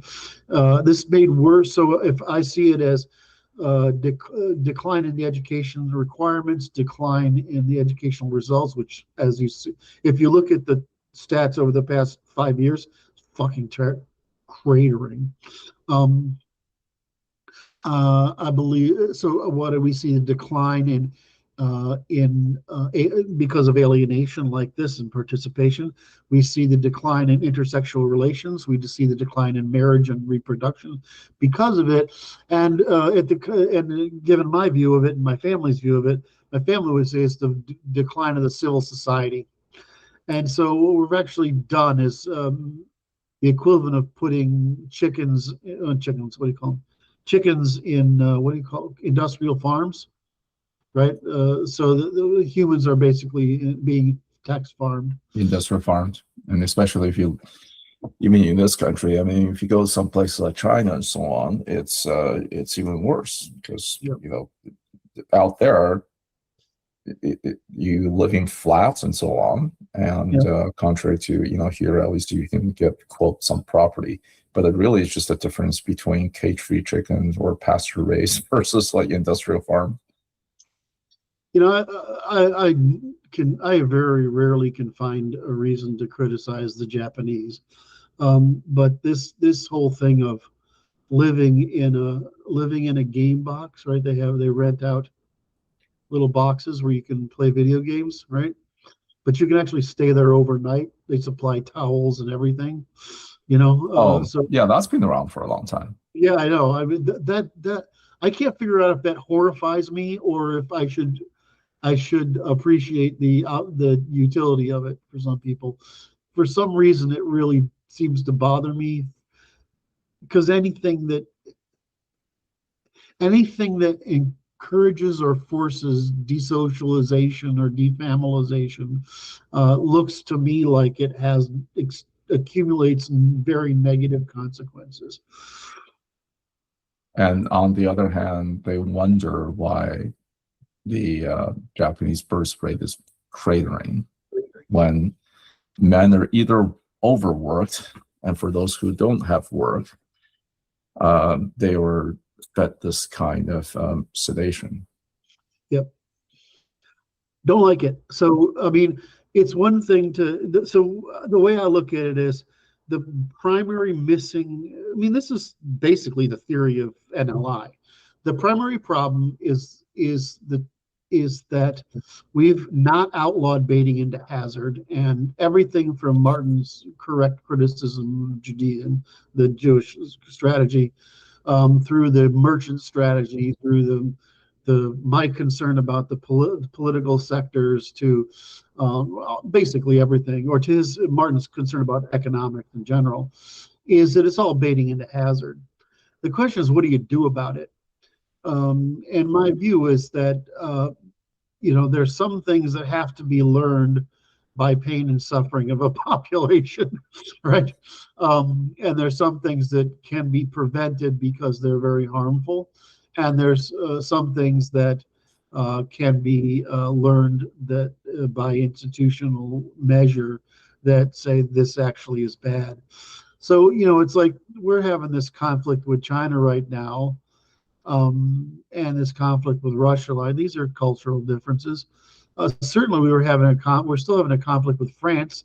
Macron tried to, or his name is, tried to shit on us the other day again, with China, because they just think they're the ones that need to be in charge of Europe, right? And so, the problem is you just because you have overall dispute with a different civilization doesn't mean everything they do is wrong. You know what I mean? There's stuff that isn't wrong, right? That these people do. Russian preservation of the Marshall is not funded in practice, but it's psychologically preserved in the population. Japanese prosociality is profound, but so is Chinese. Chinese localization of responsibility to family and clan, so to speak. So these are not bad things all the time. And much of the evil or misunderstanding of the world comes from using our standards to judge others. That's right. And instead, we should look at it from a perspective of stable relationships. Yes. Right. So if something has persisted, some custom, however strange, has persisted in a place for a long time, maybe there's a reason why it exists in the first place. That's right. So, like when Luke Kuan Yew says, he is culturally Chinese, but What, Luke? No, Luke Kuan Yew. Lee Kuan Yew. I saw you said Luke Weinhagen. I never said anything about that. Yeah, no, that would come. But I actually think he's the smartest politician on the planet. I think this guy should be up there with the great thinkers of all time. If you look at how he governed Singapore, he governed like a Chinese patriarch. Yes. Very strict punishments. I mean, you spit gum on the side of the road, you get whipped 18 times or something like that. Of course, by American standards, like, how could you demean something like some person like that? But under that kind of culture, I mean, you have to understand something about the Chinese people. That over the last, 2000 or however long the Chinese states have been around, the Chinese people have gotten very good at working around the constraints of the state. Like, if you do not rule them in a sense with authoritarian iron hand, then it's just going to be chaos. So it saddens me to say that. Yes. One of the things I learned that was very beneficial for me in high school was I went to a private Catholic school run by monks. Okay, this is Zebarian monks, right? And they taught comparative religion, which meant that we lived Catholicism stuff all the time. Actually, it wasn't very rigorously imposed, but we had to learn world religions. So we studied, and the one that affected me the most was Hinduism, because it made Hinduism to Buddhism and then Hinduism to Buddhism. That transition, I thought that was like brilliant at the time. We studied Shinto. We studied the Chinese equivalent of cultural religion, right? We studied the religions, and that sort of feeds into my world of comparative history. And my complaint, which I say too often now probably, that why do we study the Middle East when they're the ones that fuck everything up? When we could study China, the only other people got it right, in India that solved a really hard problem a really strange way, but is really insightful, right? I mean, why do we study the Middle East when they're like low trust, intertribal, continuously warring fuck ups who just happened to be at the intersection of 4 continents, so that they had water, they had rivers and trade routes to be able to profit from. I just think it's weird that because of our religious history and our political history, we study that at all. I mean, it's completely fucking useless. Whereas studying, I mean, our near neighbor is China, right? The near neighbor to us is Chinese history. Because we're both at the ends of the continent and we're both dealing with the assholes in the middle. By the way, I think we're getting way off topic. What was the topic? The topic was off pornography. Well, we answered the question already. Yes. The answer is that our position on it is that it's a baiting into hazard. However, the question is, if we stick within our framework, the answer is, great, what the fuck do you do about it, right? This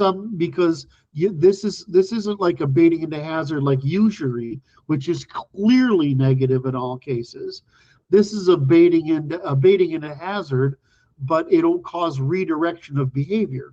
In other words, if these things aren't available, then where will it go? Will that behavior go? Will it go? Martin's correct insight is that it would go into revolting, which is exactly what it should do, right?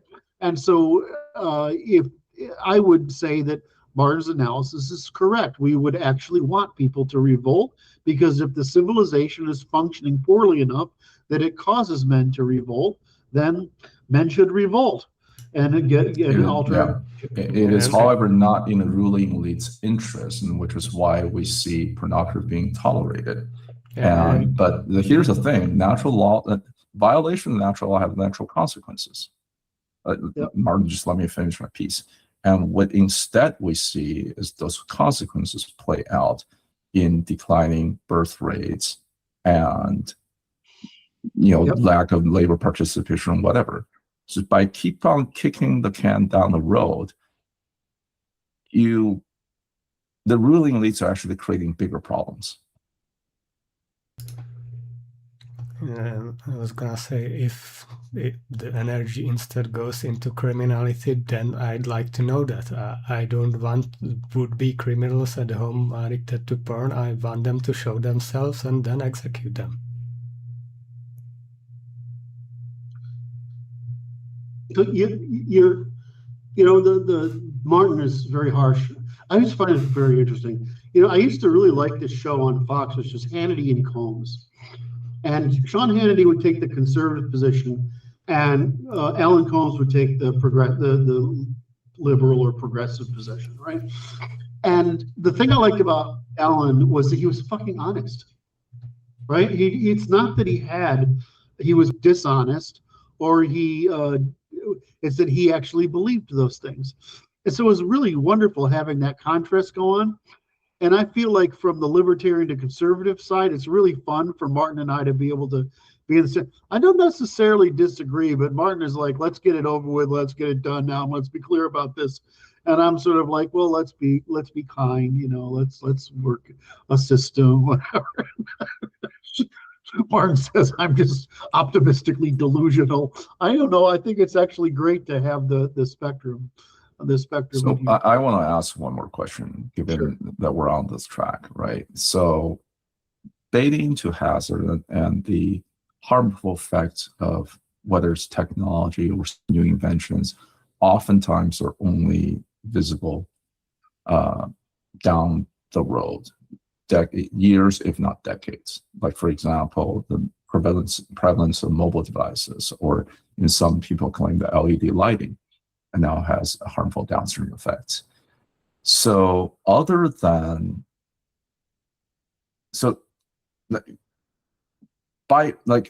ideally by right, if those downstream harmful effects became known, then the law, we ought to create new legislation to prevent it, and to prohibit it and prevent repeat offenders. And that's the role of legislation and law and so on. Mhm.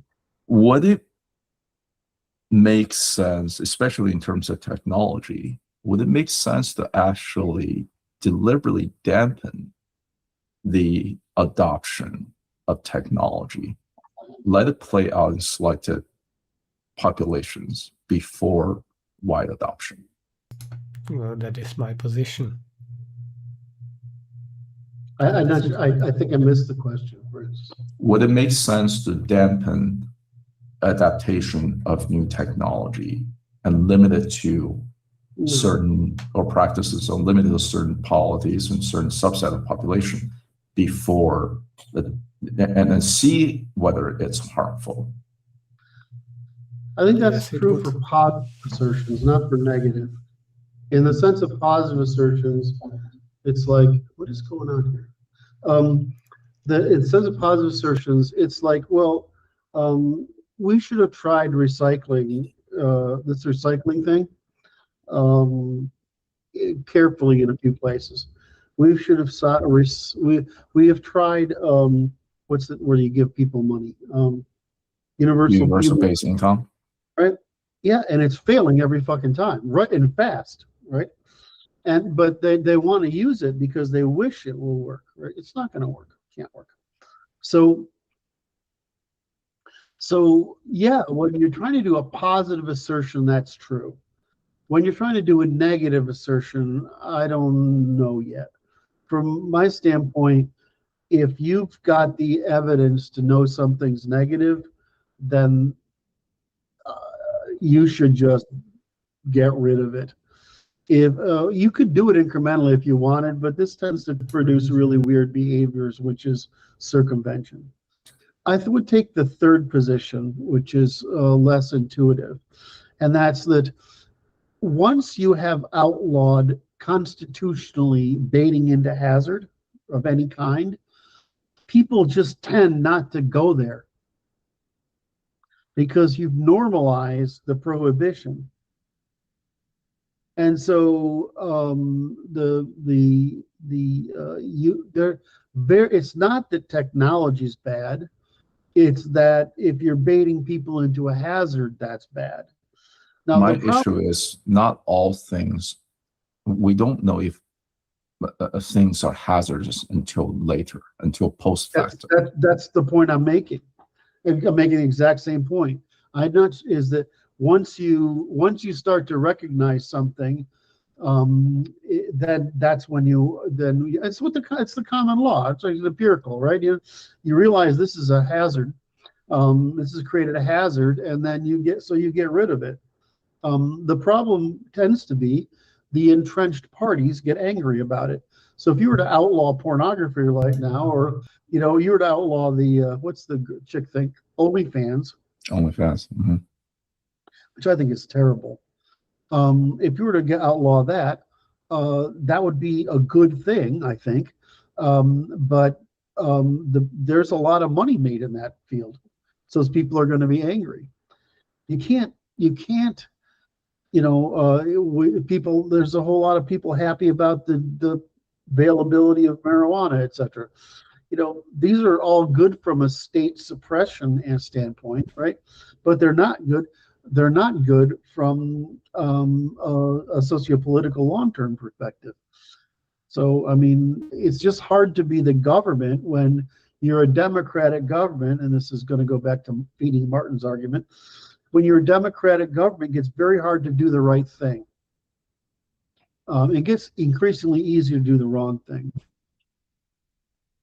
And so, in this case, what happens if you outlaw pornography right now? Well, first of all, there's so much money involved that it's going to try to go all over the place.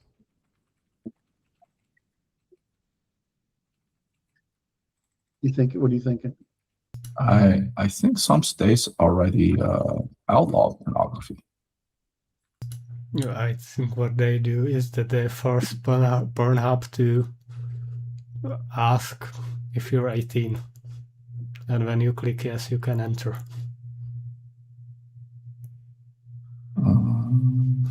Pornhub get sued and they had because they did, because it turned out a lot of their content was not commercially produced for commercial purposes. I think that's what it was, something along those lines. As of 2025, more than a dozen U.S. states have introduced laws restricting access to adult websites like Pornhub and Xvideos. And these rules often require visitors to upload government-issued IDs of age verification, something most users don't want to do. And when sites like Pornhub refuse to handle the data, they block entire states rather than risk.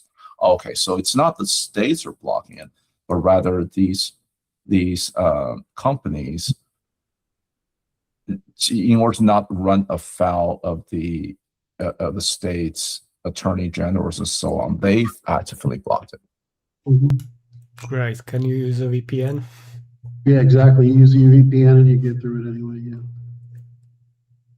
Anyway, of course, that website immediately has an ad saying "Protect your adult traffic with the world's most private VPN." Yeah, exactly. Oh God. That's to what Francis was asking. There's not always clear line about what is a hazard. Like with this example of phones, can you definitely separate the addictive properties from good things about phones? I don't think you can. Yeah. Because I would argue in that sense, then social media, Facebook and so on, it's actually a form of hazard, especially Instagram. Yeah, and right. In that respect, I agree with Francis's position, or the position stated in that question, in that any technology that has a potential to be socially corrosive or destructive shouldn't just be freely let into the market for anyone to buy. This is an issue I take with the Silicon Valley bros of the techno optimists, yes, thing, right? That they see any technology advancement as good. Actually, no.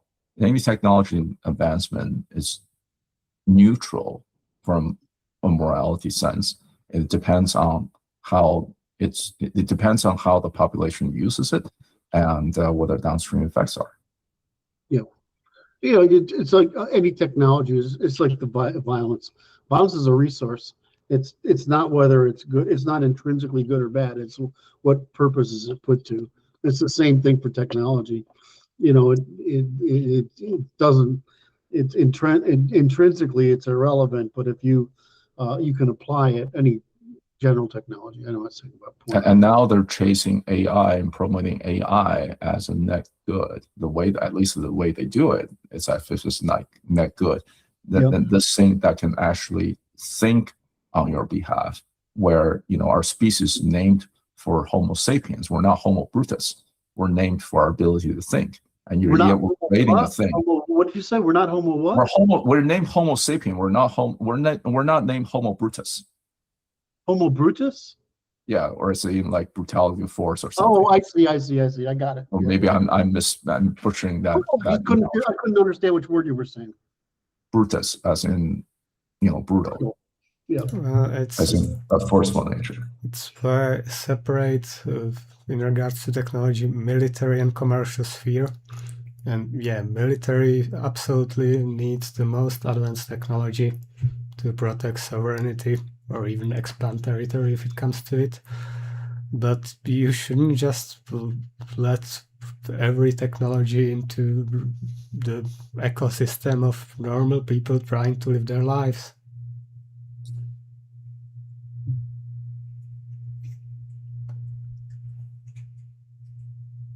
Agreed. All right. Well, you guys got gas in the tank for one more, or should we end it here? Sure. So I have two upcoming. Actually, I really want to get to question 7, but that means skipping 5 and 6, and also question 7 is going to take a long time, I think. How about we answer one of Suki questions From Suki, could Curt outline the intellectual arc of what he learned about science, particular scientific stagnation, while researching and writing the volumes? I don't think it worked that way.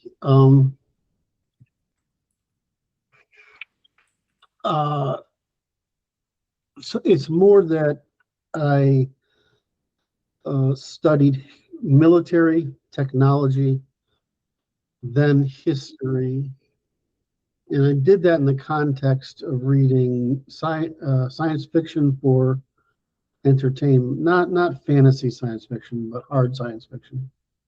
And I tended to read.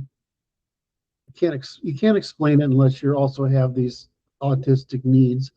But I would read encyclopedias because I just started feeling agitated if I didn't. So I would just pick a volume of an encyclopedia and read it, and this would sedate whatever autism was going on there. And so between those things, I would read a lot, right? And so I'm a kid that's always got not just my school books, but I've got something to read at all times, because I began to be agitated if I didn't have something to read. And this is a common thing in the spectrum, which is actually the reason why our schools are failing. Is that some of us need information relatively slowly and empathically, and some of us need information very quickly and in very great density. And so you maintain the attention of the audience, the reader or the student, by providing information in the format and volume that he or she can handle it. Otherwise, you get smart people checking out because the conversation is too dumb, or you lose people behind because the conversation is moving too fast. So in that sense, I ended up in, like many people in my era, wanting to have AIs around.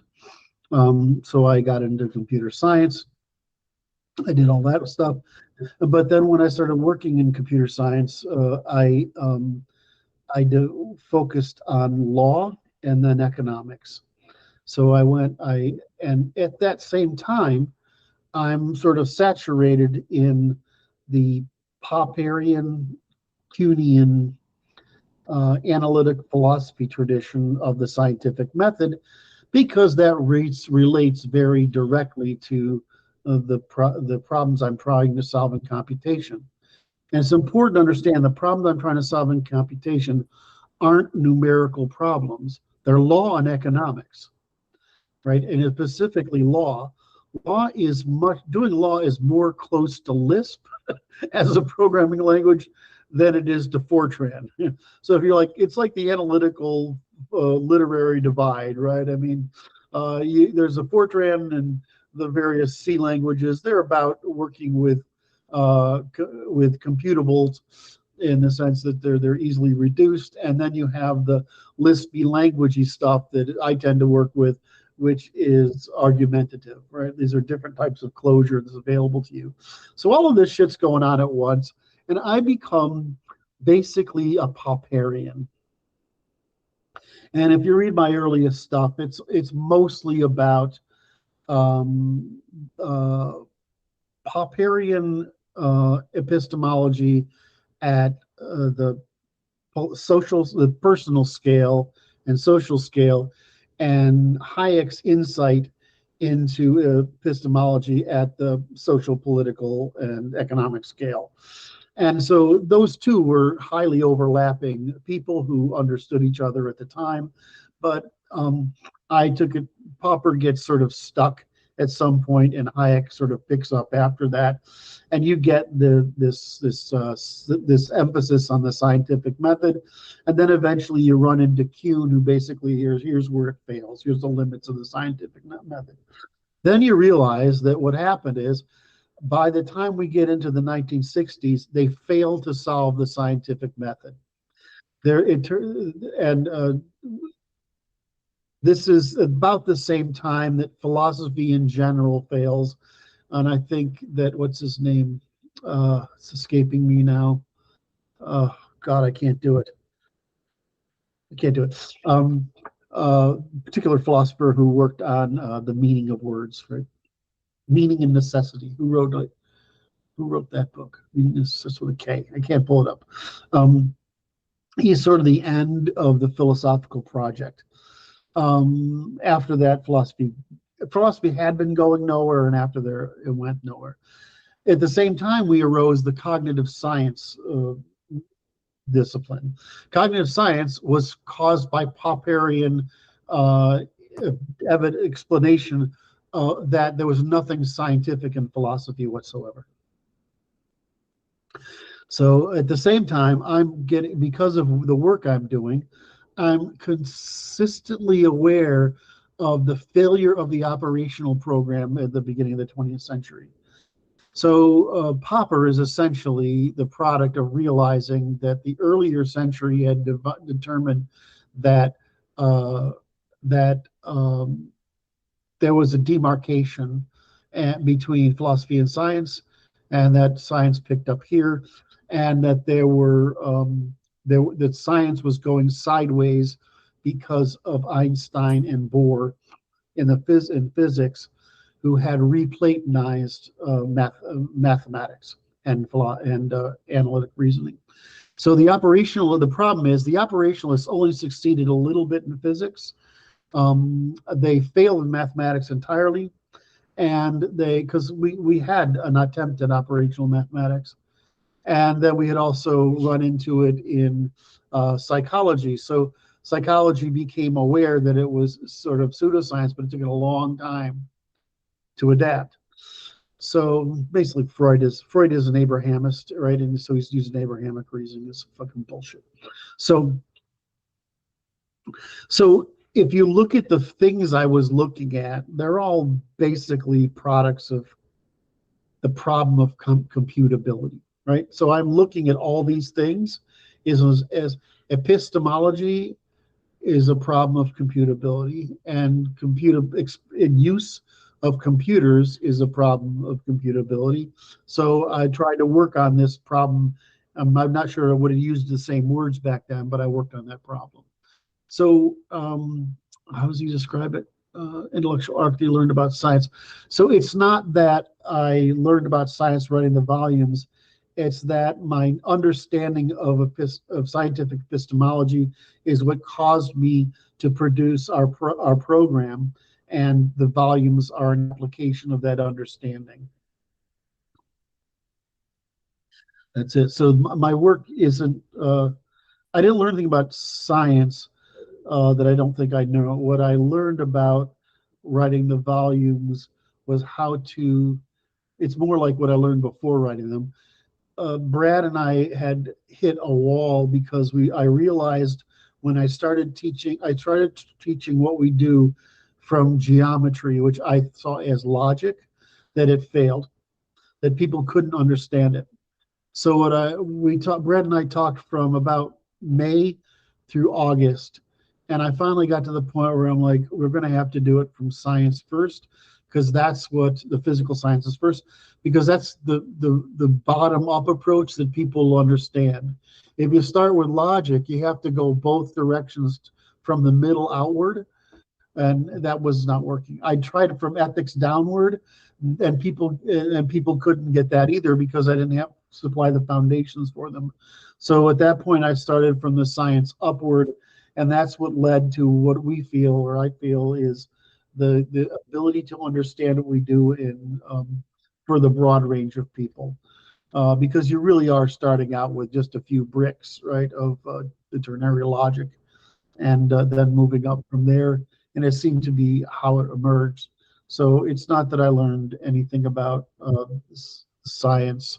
It's more that I understood the problem of science, and I think I understood it as the inability to prohibit the expansion of pseudoscience, and you're going to hate this when I say this, the integration of what we call Jewish thought into the sciences, which include Einstein, Bohr, and all those other guys, which replatonized it, despite the fact that one of the great Western achievements was Descartes' restoration of mathematics as basically geometry. And so once we got away, the problem really happened at the turn of the century. Our religion had failed. Our economy was booming. The economic rewards were driving behavior instead of in other words, income statements rather than balance sheets. In other words, considering all value in the society, and that's where the morality problem comes. But it also bleeds over into the sciences with Einstein and Bohr. It bleeds over to mathematics with Cantor, and you see this counter reaction in the 20s or 30s rather, the 30s on, with people like Popper and Hayek, and eventually Kuhn, all trying to reverse what's gone sideways in philosophical thought applied to the different sciences. And I just figure that I'm a natural expression of the invention of computationalism and its spread, because computation makes evident and operational those things which had previously been imprecise and verbal. Mathematics went sideways too. I mean, it's just everything went so it's not a miracle that we have had stagnation in physics for 70 years. It's actually obvious. It's just what we call in economics, we call mathiness, which is the tendency to conflate mathematical constructs with existential constructs, which again is a failure of reasoning. So no, it's not the intellectual arc isn't that I learned about scientific stagnation. It's that my knowledge of the collapse of what we call science, or what I would call testifiability and computability. That's how I work with it. Failed by that time. It failed by the time I was becoming intellectually active in my 20s. I think that your realization that it has failed, especially in your 20s, it already says something about you. Yeah, that I'm an autistic nerd. I mean, what the fuck? I don't. No, I'm trying to say good things about you, and you automatically assume the negative. If I just compare to myself, like in my 20s, I felt like I was a freaking kid. I didn't know anything. Yeah, even most of my 30s, I didn't know anything. Let me put it in context. My mother's very Catholic, and I got raised very Catholic, which is it's a humility thing. Mm-hmm. So I had the thing of knowing that I'm probably smarter, but I just I don't know I'm right. You know what I mean? It just seems this way, and that's how I tended to work. And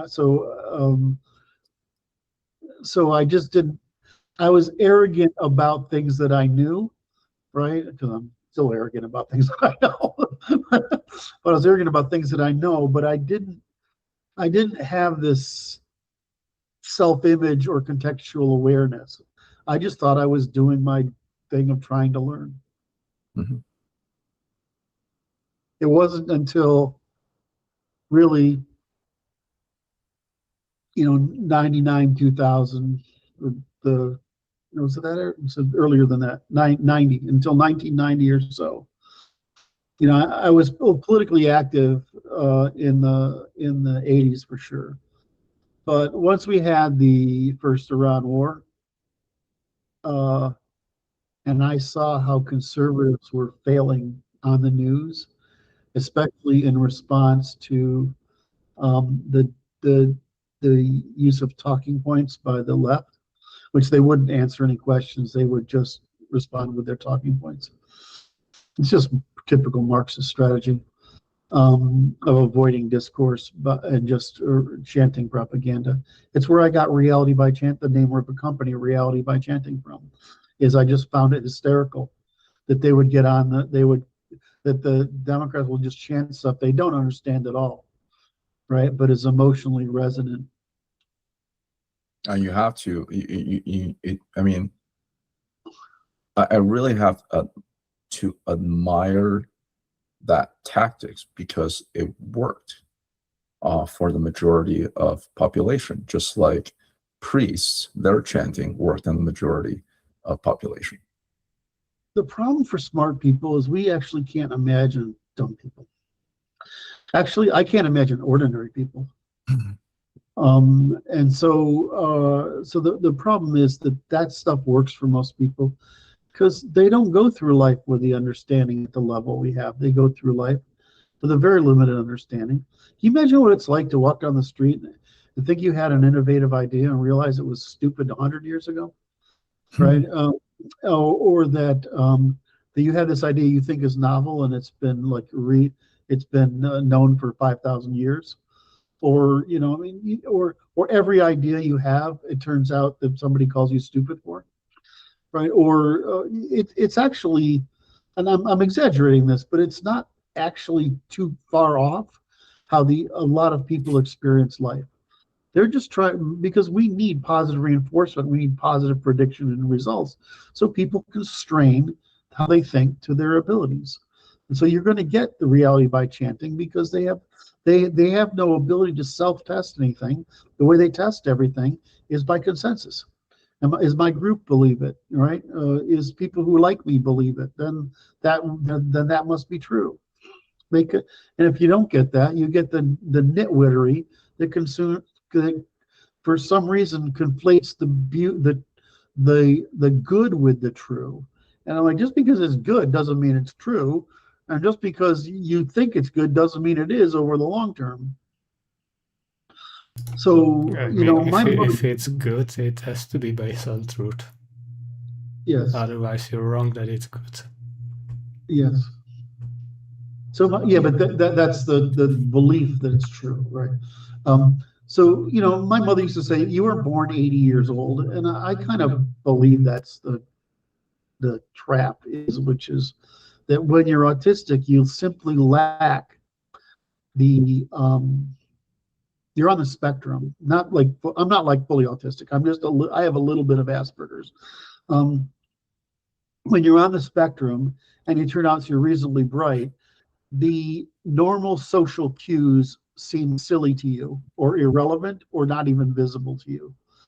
And so you start to look for things that are not social cues, but are knowledge tests.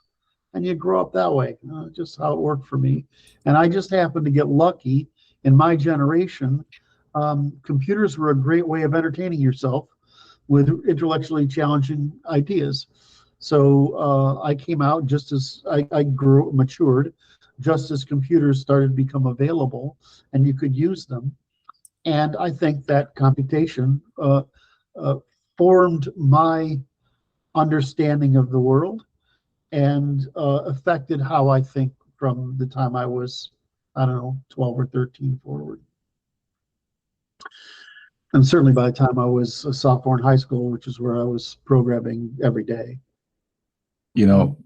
On a total side note, I found your article that you wrote about Eileen Gu. It's actually on curtdoolittle.com. Is that where? Yeah, I'll post the link. Thanks to Martin, actually.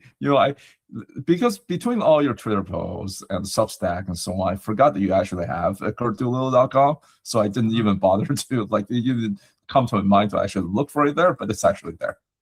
I will I'll send you the link. Why did I not think of that? I've moved everything into curtdoolittle.com from all my historical stuff. The only thing that's blocking me now is that the last year or so of Twitter, they broke their archive ability in January. So you actually can't get a Twitter archive right now, right? What? You can't download your shit. At least I can't. And so they sent me that, here's your link the other day. It had absolutely nothing in it, but it did actually send me a message. But so I had to write a mini program to go through my Twitter feed and pull out all these things. And so I'm a little behind on Twitter, but anything that I wrote a while ago should be up there, regardless if it was on Twitter or what's the white nationalist one? Gab? Oh yeah, or, Gap. or anything. So it's all there. And I have a link now. I made a browser plugin so that I can click on this link there and it will post what I'm writing to Substack. So, Did you vibe code it? What? Did you vibe code it? I vibe code. Well, I don't really vibe code. I sort of say they could do these things and go right. Oh, okay. That counts as vibe code, I think.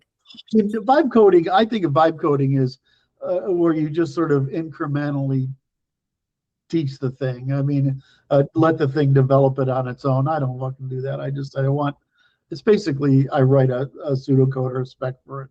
It's not that complicated in this case, but yeah. It's no point in writing code like that to anymore. I mean, the point, what I notice is, like right now, I need to go into the Runcible, we call it orchestrator up on Amazon AWS, and I need to go review that code because at this point it's made enough changes to it that I'm not exactly sure it couldn't be better. So, but that's okay. I mean, it's really good at once it has enough context, it's pretty good at incremental changes. So, anyway.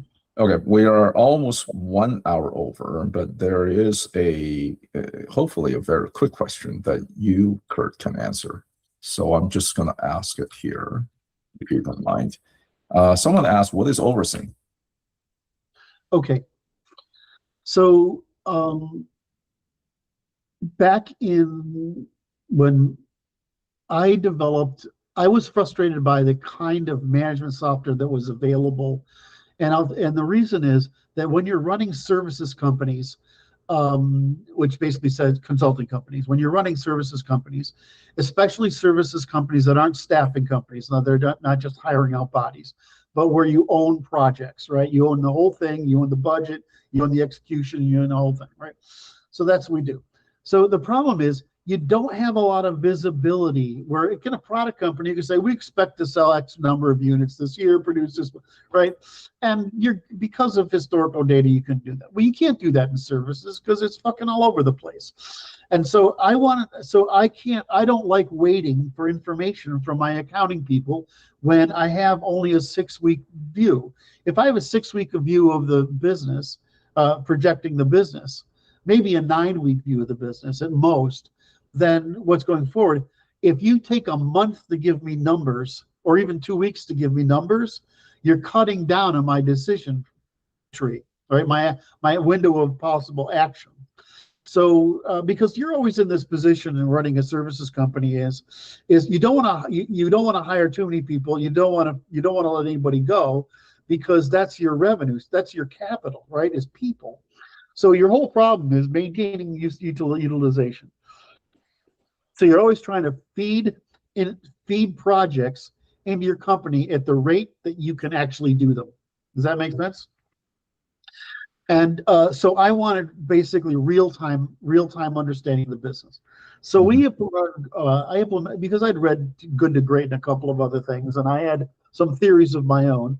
I developed an application that where essentially every week your PMs we have 2 layers of really 3. We have account managers, we have we call them project managers, and we have project administrators. All right.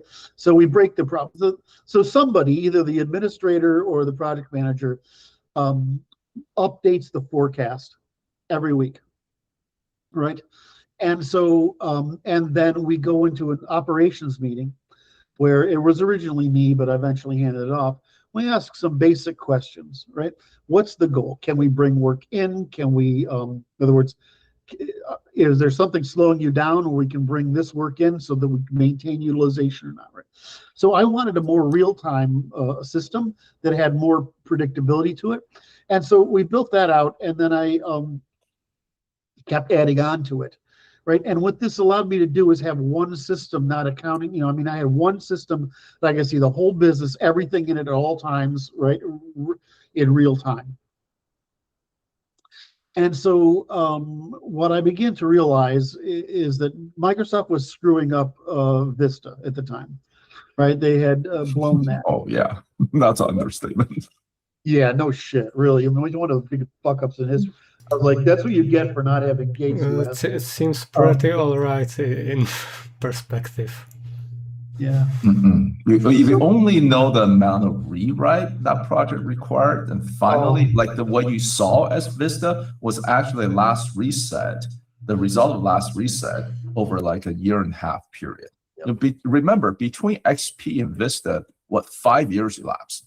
Yeah. And I can count at least like 3 rewrites of different subsystems, and the ridiculousness. I mean, this is, I don't know if it's open knowledge now, but I'm not going to go in there because I was right. I was mixed in the middle of it, although I was too low on the totem pole to say anything. Yeah. So I looked at that problem at the same time, and I said, actually, to run a business, right, the operating system needs to move away from file centricity to some sort of task or project centricity.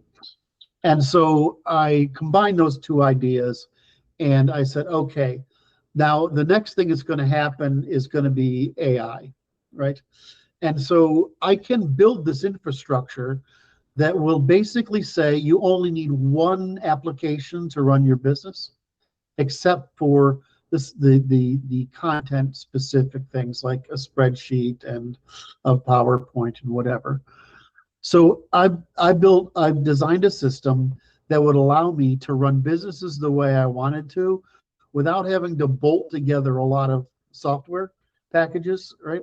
You would have one something that was closer to an operating system or a shell. So think of the one app to rule them all, one app to bind them and keep, and then bind them in the darkness or whatever it is from the Lord of the Rings. And so One ring to rule them all. Yeah, together in darkness that binds them. Yes. So I was thinking of, this is the application I want and I want to sell. And so in 2000, when I was getting very ill again, I said, I got to get out of this business. It's killing me. Mostly because the investor was being a pain in my ass.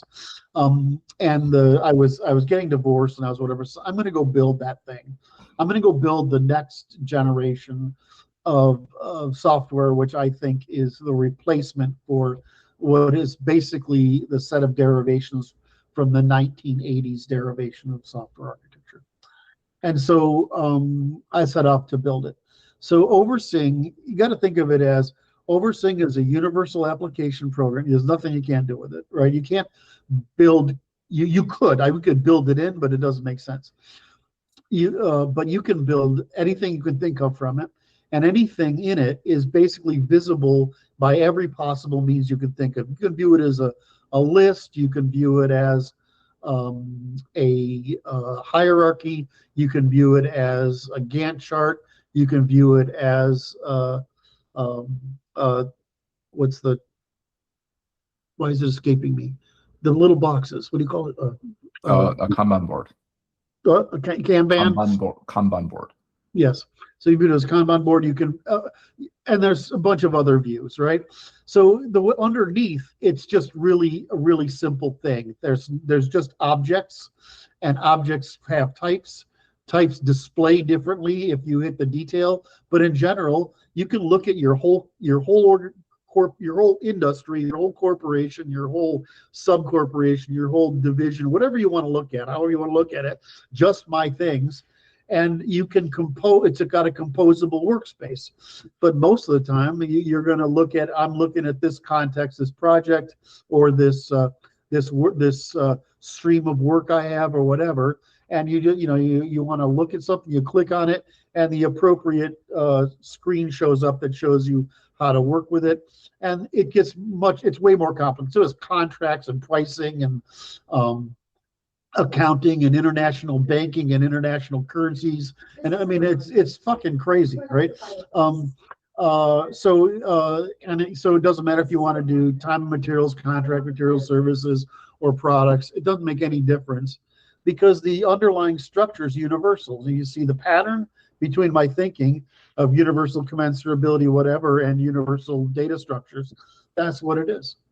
And so what the problem I had is I was thinking I could release Oversing, and I could use the profits from Oversing to build an AI.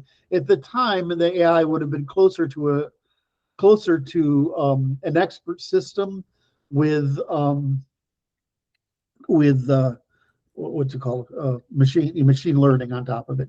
But what happened is in 2017. I read the paper, Attention is All You Need, and realized I've been working on AI since the 80s, right? I said, shit, that's the fucking answer. And even then, in 2006, a bunch of people from Microsoft came to me and said, we want to go build this thing. It looks like this. It was very similar to the LLM solution. It was that they had actually constructed it as agents instead of chatbots, right? So agents went out and did things for you rather than you chatted with it. But the chatbot system seems to have been very successful. So in the sense, so I said, okay, I don't have to build this now. And I thought I would have to build it. If I tried to build it, I figure it would cost billions of dollars, and I don't want to play that stupid fucking game. Let's let everybody else play that stupid fucking game, and when the thing becomes a commodity and they've lost all the money from all their investments, then I'll just take it on and incorporate it into Oversing. So what I did to do instead is I switched over to our theoretical work while I waited for that to happen, and so that thing is happening now. It's correct. Models has become a commodity. Right. And so what happened was I thought I had more time because I said, well, this will take a little longer now. Well, fuck, the rate at which it's happening in the LLMs has caught up to us. And so we spent the last X amount of time building up a Runcible organization to take the theory that we developed over the past few years and incorporate it into LLMs. And so now we have the capacity to have our research producing, then Oversing as a platform, and then Runcible as the AI layer that feeds it. And now we can have the universal application platform that allows that, and the vision I have for that and the detail I have for it is a lot closer to, if you've read A Diamond Age by Neil Stephenson, which is a thing that... The book that teaches you everything. Yeah, it's a book that teaches. That's the goal I have for it. But I understand that there's a path to get there. And also, I think most importantly, to differentiate from any other LLM, that this is the only LLM that we know of that, i.e. Runcible, is the only LLM that we know of that can, how should I put it, give testimonial truth. Correct. That operates by testimonial truth. That's right. Which is interesting, right? So we don't discuss this very often, but it is a real matter, which is that one of the reasons we think it will become a brand issue, in other words, Runcible will become a brand issue, is because you know how many companies actually do shit that's illegal, unethical and immoral? And so it'll be sort of like, well, we use Runcible because we're actually ethical, legal, and immoral, or illegal, ethical, and immoral. The companies that don't, they're sort of faced with why. And so one of our other revenue sources is we can certify that things are testifiable, right? In other words, testifiable as to whether they are possible, testifiable, possible, ethical, and legal. And the problem I see is that because we've taken this system of measurement practice on so deeply, that the rest of the industry is still trying to fix correlation into causation, and it's not fucking working. So they're doing really well in programming where there's artificial closure, and they're doing some pretty good work where there is closure available in the physical sciences. But none of our conflicts in humanity and none of our problems are really in those domains. Those are craftsmanship problems. The problems that face humanity are all in the domains of epistemology, ethics, morality, politics, and economics, geopolitical strategy. And so we sort of feel like we've got the monopoly on solving that problem. Whether we do or not, the future will tell. But the biggest problem is whether the question more comes down to whether the ruling elites, and I don't mean just by the current set of ruling elites, or whoever's going to replace them in this, once we get out of this fourth turning, whether it is in their interest to adopt the technology. Correct. I think it's just easier to tell the public the truth. To me, it seems just a lot easier to just tell the public the truth and say, but we're going to do this because this is our strategy. And we think this strategy is better for our people. I don't know why that's fucking rocket science, but apparently it is. Well, just like what a few moments ago, or just this, last question we discussed, that people are not, like, some people just can't comprehend and operate at this level. That's why you have politicians that are essentially telling them soothing lies. They're priests, right? Well, probably the biggest reasons why they don't say that, because they haven't done anything good for our people for over a century. Yeah, well, that's probably true too. What they do is they've taken away a responsibility which the people think is good for them is actually catastrophic for them. Mm-hmm. All right, it's actually catastrophic. The real empowerment is making you capable of bearing responsibility that gives you agency over your condition and destiny. And making it easier for people is different by depriving them from and denying them responsibility is actually the cause of the alienation. It's like giving them drugs rather than asking them to go to the gym and work out. One that's much harder, but it gives you much better result in the long term. The other one gives you pleasure in the short term, but it's detrimental in the long term. But that would reduce the demand for government, so why would government do that? Yes. Yeah. Well, which is the point. But pretty much the point of volume 1 is that the minute is we do a more precise version of the problem of the state of bureaucracy than our good friend Dr. What is his name? What is my problem with nouns this morning? The guy is the Connecticut, University of Connecticut, political theorist, says that the problem is the overproduction of elites. Oh, Peter Churchin. Dr. Churchin. So we're just Dr. Churchin isn't wrong. He's just got a narrow slice. We just expand that into why it happens and what to do about it. Why it happens is because how do you put it? It's a shift of grammars from a grammar of, was it the grammar responsibility, the grammar something else? Sorry, I read it, but again, like the terms is not coming to me. Well, actually, I don't know, Francis. You're like you do this. You shock me all the time, because I figure that I write this down, and even among the staff, if among humanity, I figure they understand 5% of what I say, right? Among the staff, it's like 60% or 70%, and then you come along and show me, no, it's actually like 90%. So I don't know. I mean, you're usually pretty. No, I don't think I deserve that. I remember reading it, but then I forgot the doesn't exact stick. terms used, but the concept I grasp it's that the reason we have this overproduction release is because the change in grammar of these political elites, which I thought was very innovative. I hope you wrote that down into volume 1. It's in there. I mean, I see the problem is utilitarianism again. A lot of people Say want to again, be Mark. elites, Say again, Mark. obviously, and there's just nobody who can tell them no. Just if they want it, they should Right. get it. I'm gonna address, this is a great point, Martin. When we use elites, that can mean a lot of things, right? That basically means people who have the capacity to produce influence, right? Of those influencers, some of them are extra political, the financial sector, right? The academic sector, right? The entertainment and media sector, various public intellectuals and all those.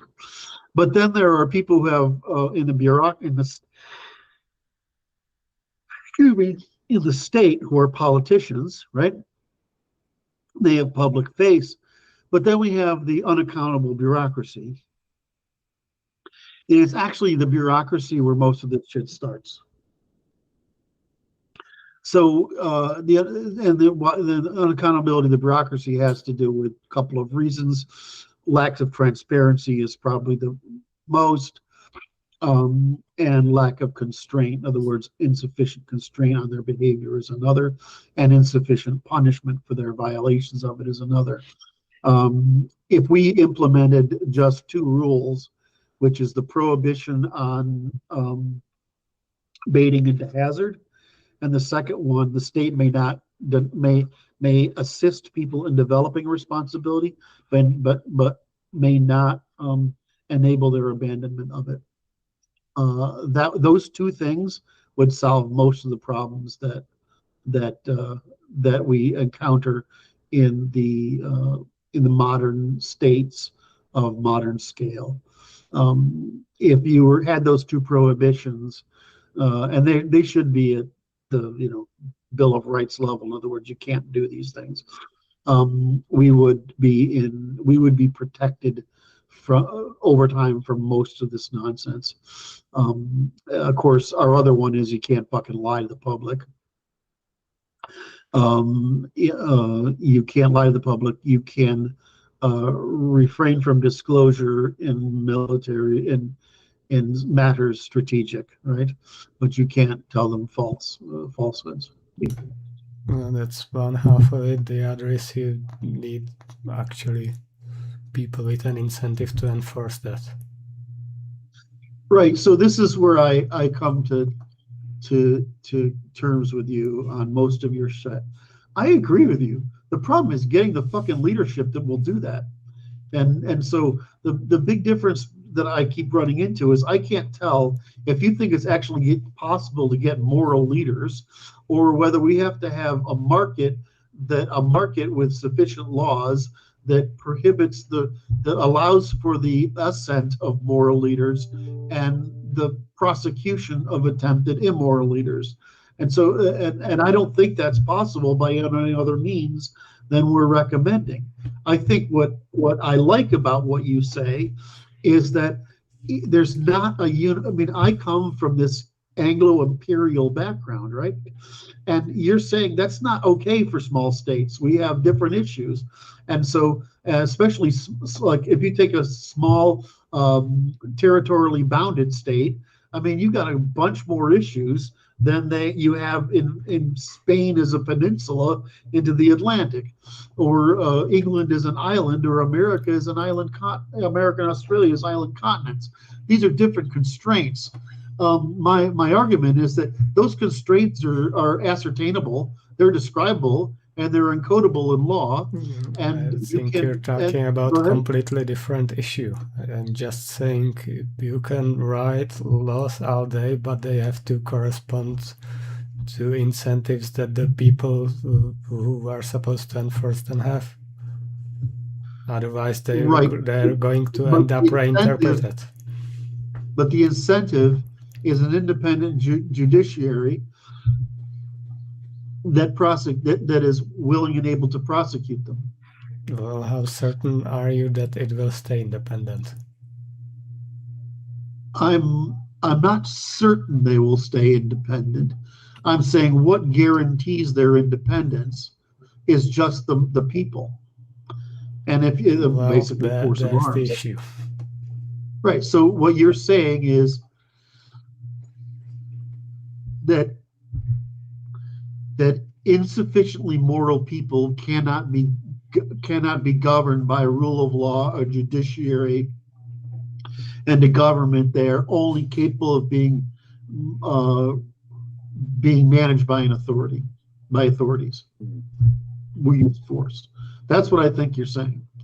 And I'm not disagreeing with the fact that as the IQ distribution declines, that becomes increasingly true.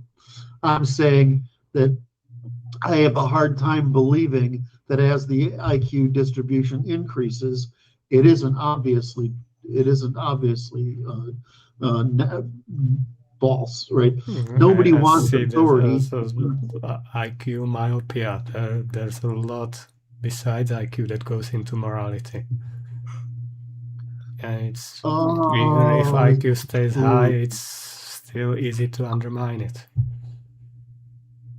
I don't, in the aggregate IQ, I don't think that's true. We don't see it. We see different strategies, well, but we don't have high IQ, so what other example do you need? Ashkenazis have high IQ.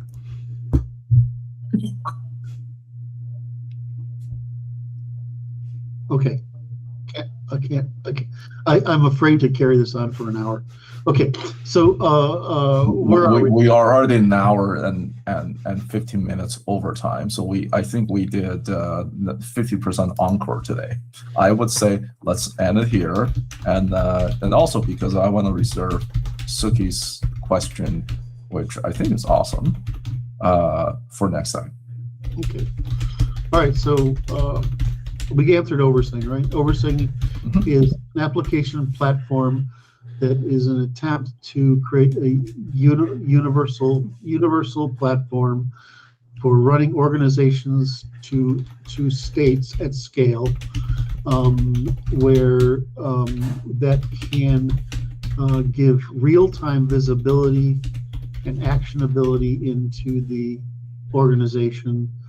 It can eliminate the middle management layer, and can especially reduce the middle management layer, and it can specifically provide sufficient transparency that the natural corruption that arises from the middle management layer can be suppressed, and so that we have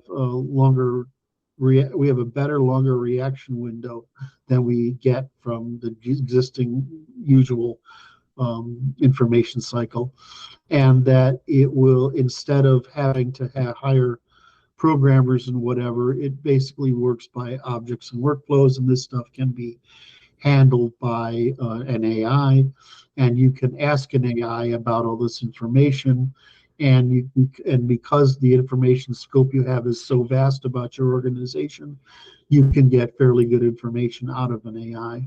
So, and essentially, we're trying to make it so that organizations can operate, especially enterprises and governments, can operate at scale under transparency.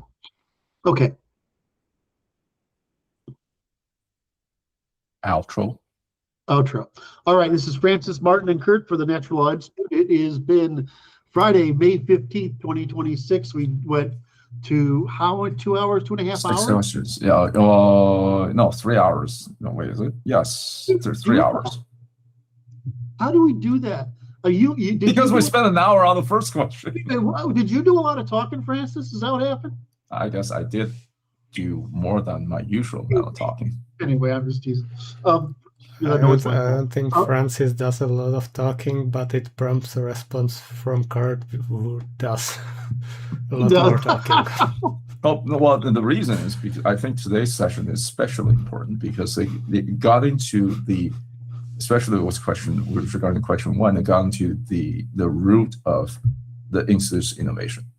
Yes, that was very good. I really liked it, by the way. That was great. All right. Okay. Interesting. that would bear a separate, we could break that off, right? I usually what I do is especially for something like this, I would time mark when we got into that debate. For this one, yeah, I should probably break it into a short of some sorts. Yeah, an hour long short.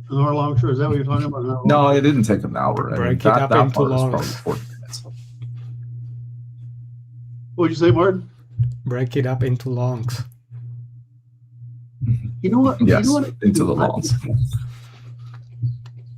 I'm gonna order you a fucking studio quality microphone, because the shit that comes out of your mouth is brilliant, and I hate having to ask you to repeat it. All right, this is Francis, Martin, and Curt for the National Law Institute's office hours, Friday, May 15th, 2026, right? Thank you for joining those who sat with us through all of it. I certainly had a lot of fun. And please remember that to look in the comments for the link, add your questions there, and we will get to them as soon as possible. I want to again thank Suki for the quality of his questions. You are amazing, and I can't compliment the quality of mind you have enough. All right, thanks guys. Bye everyone.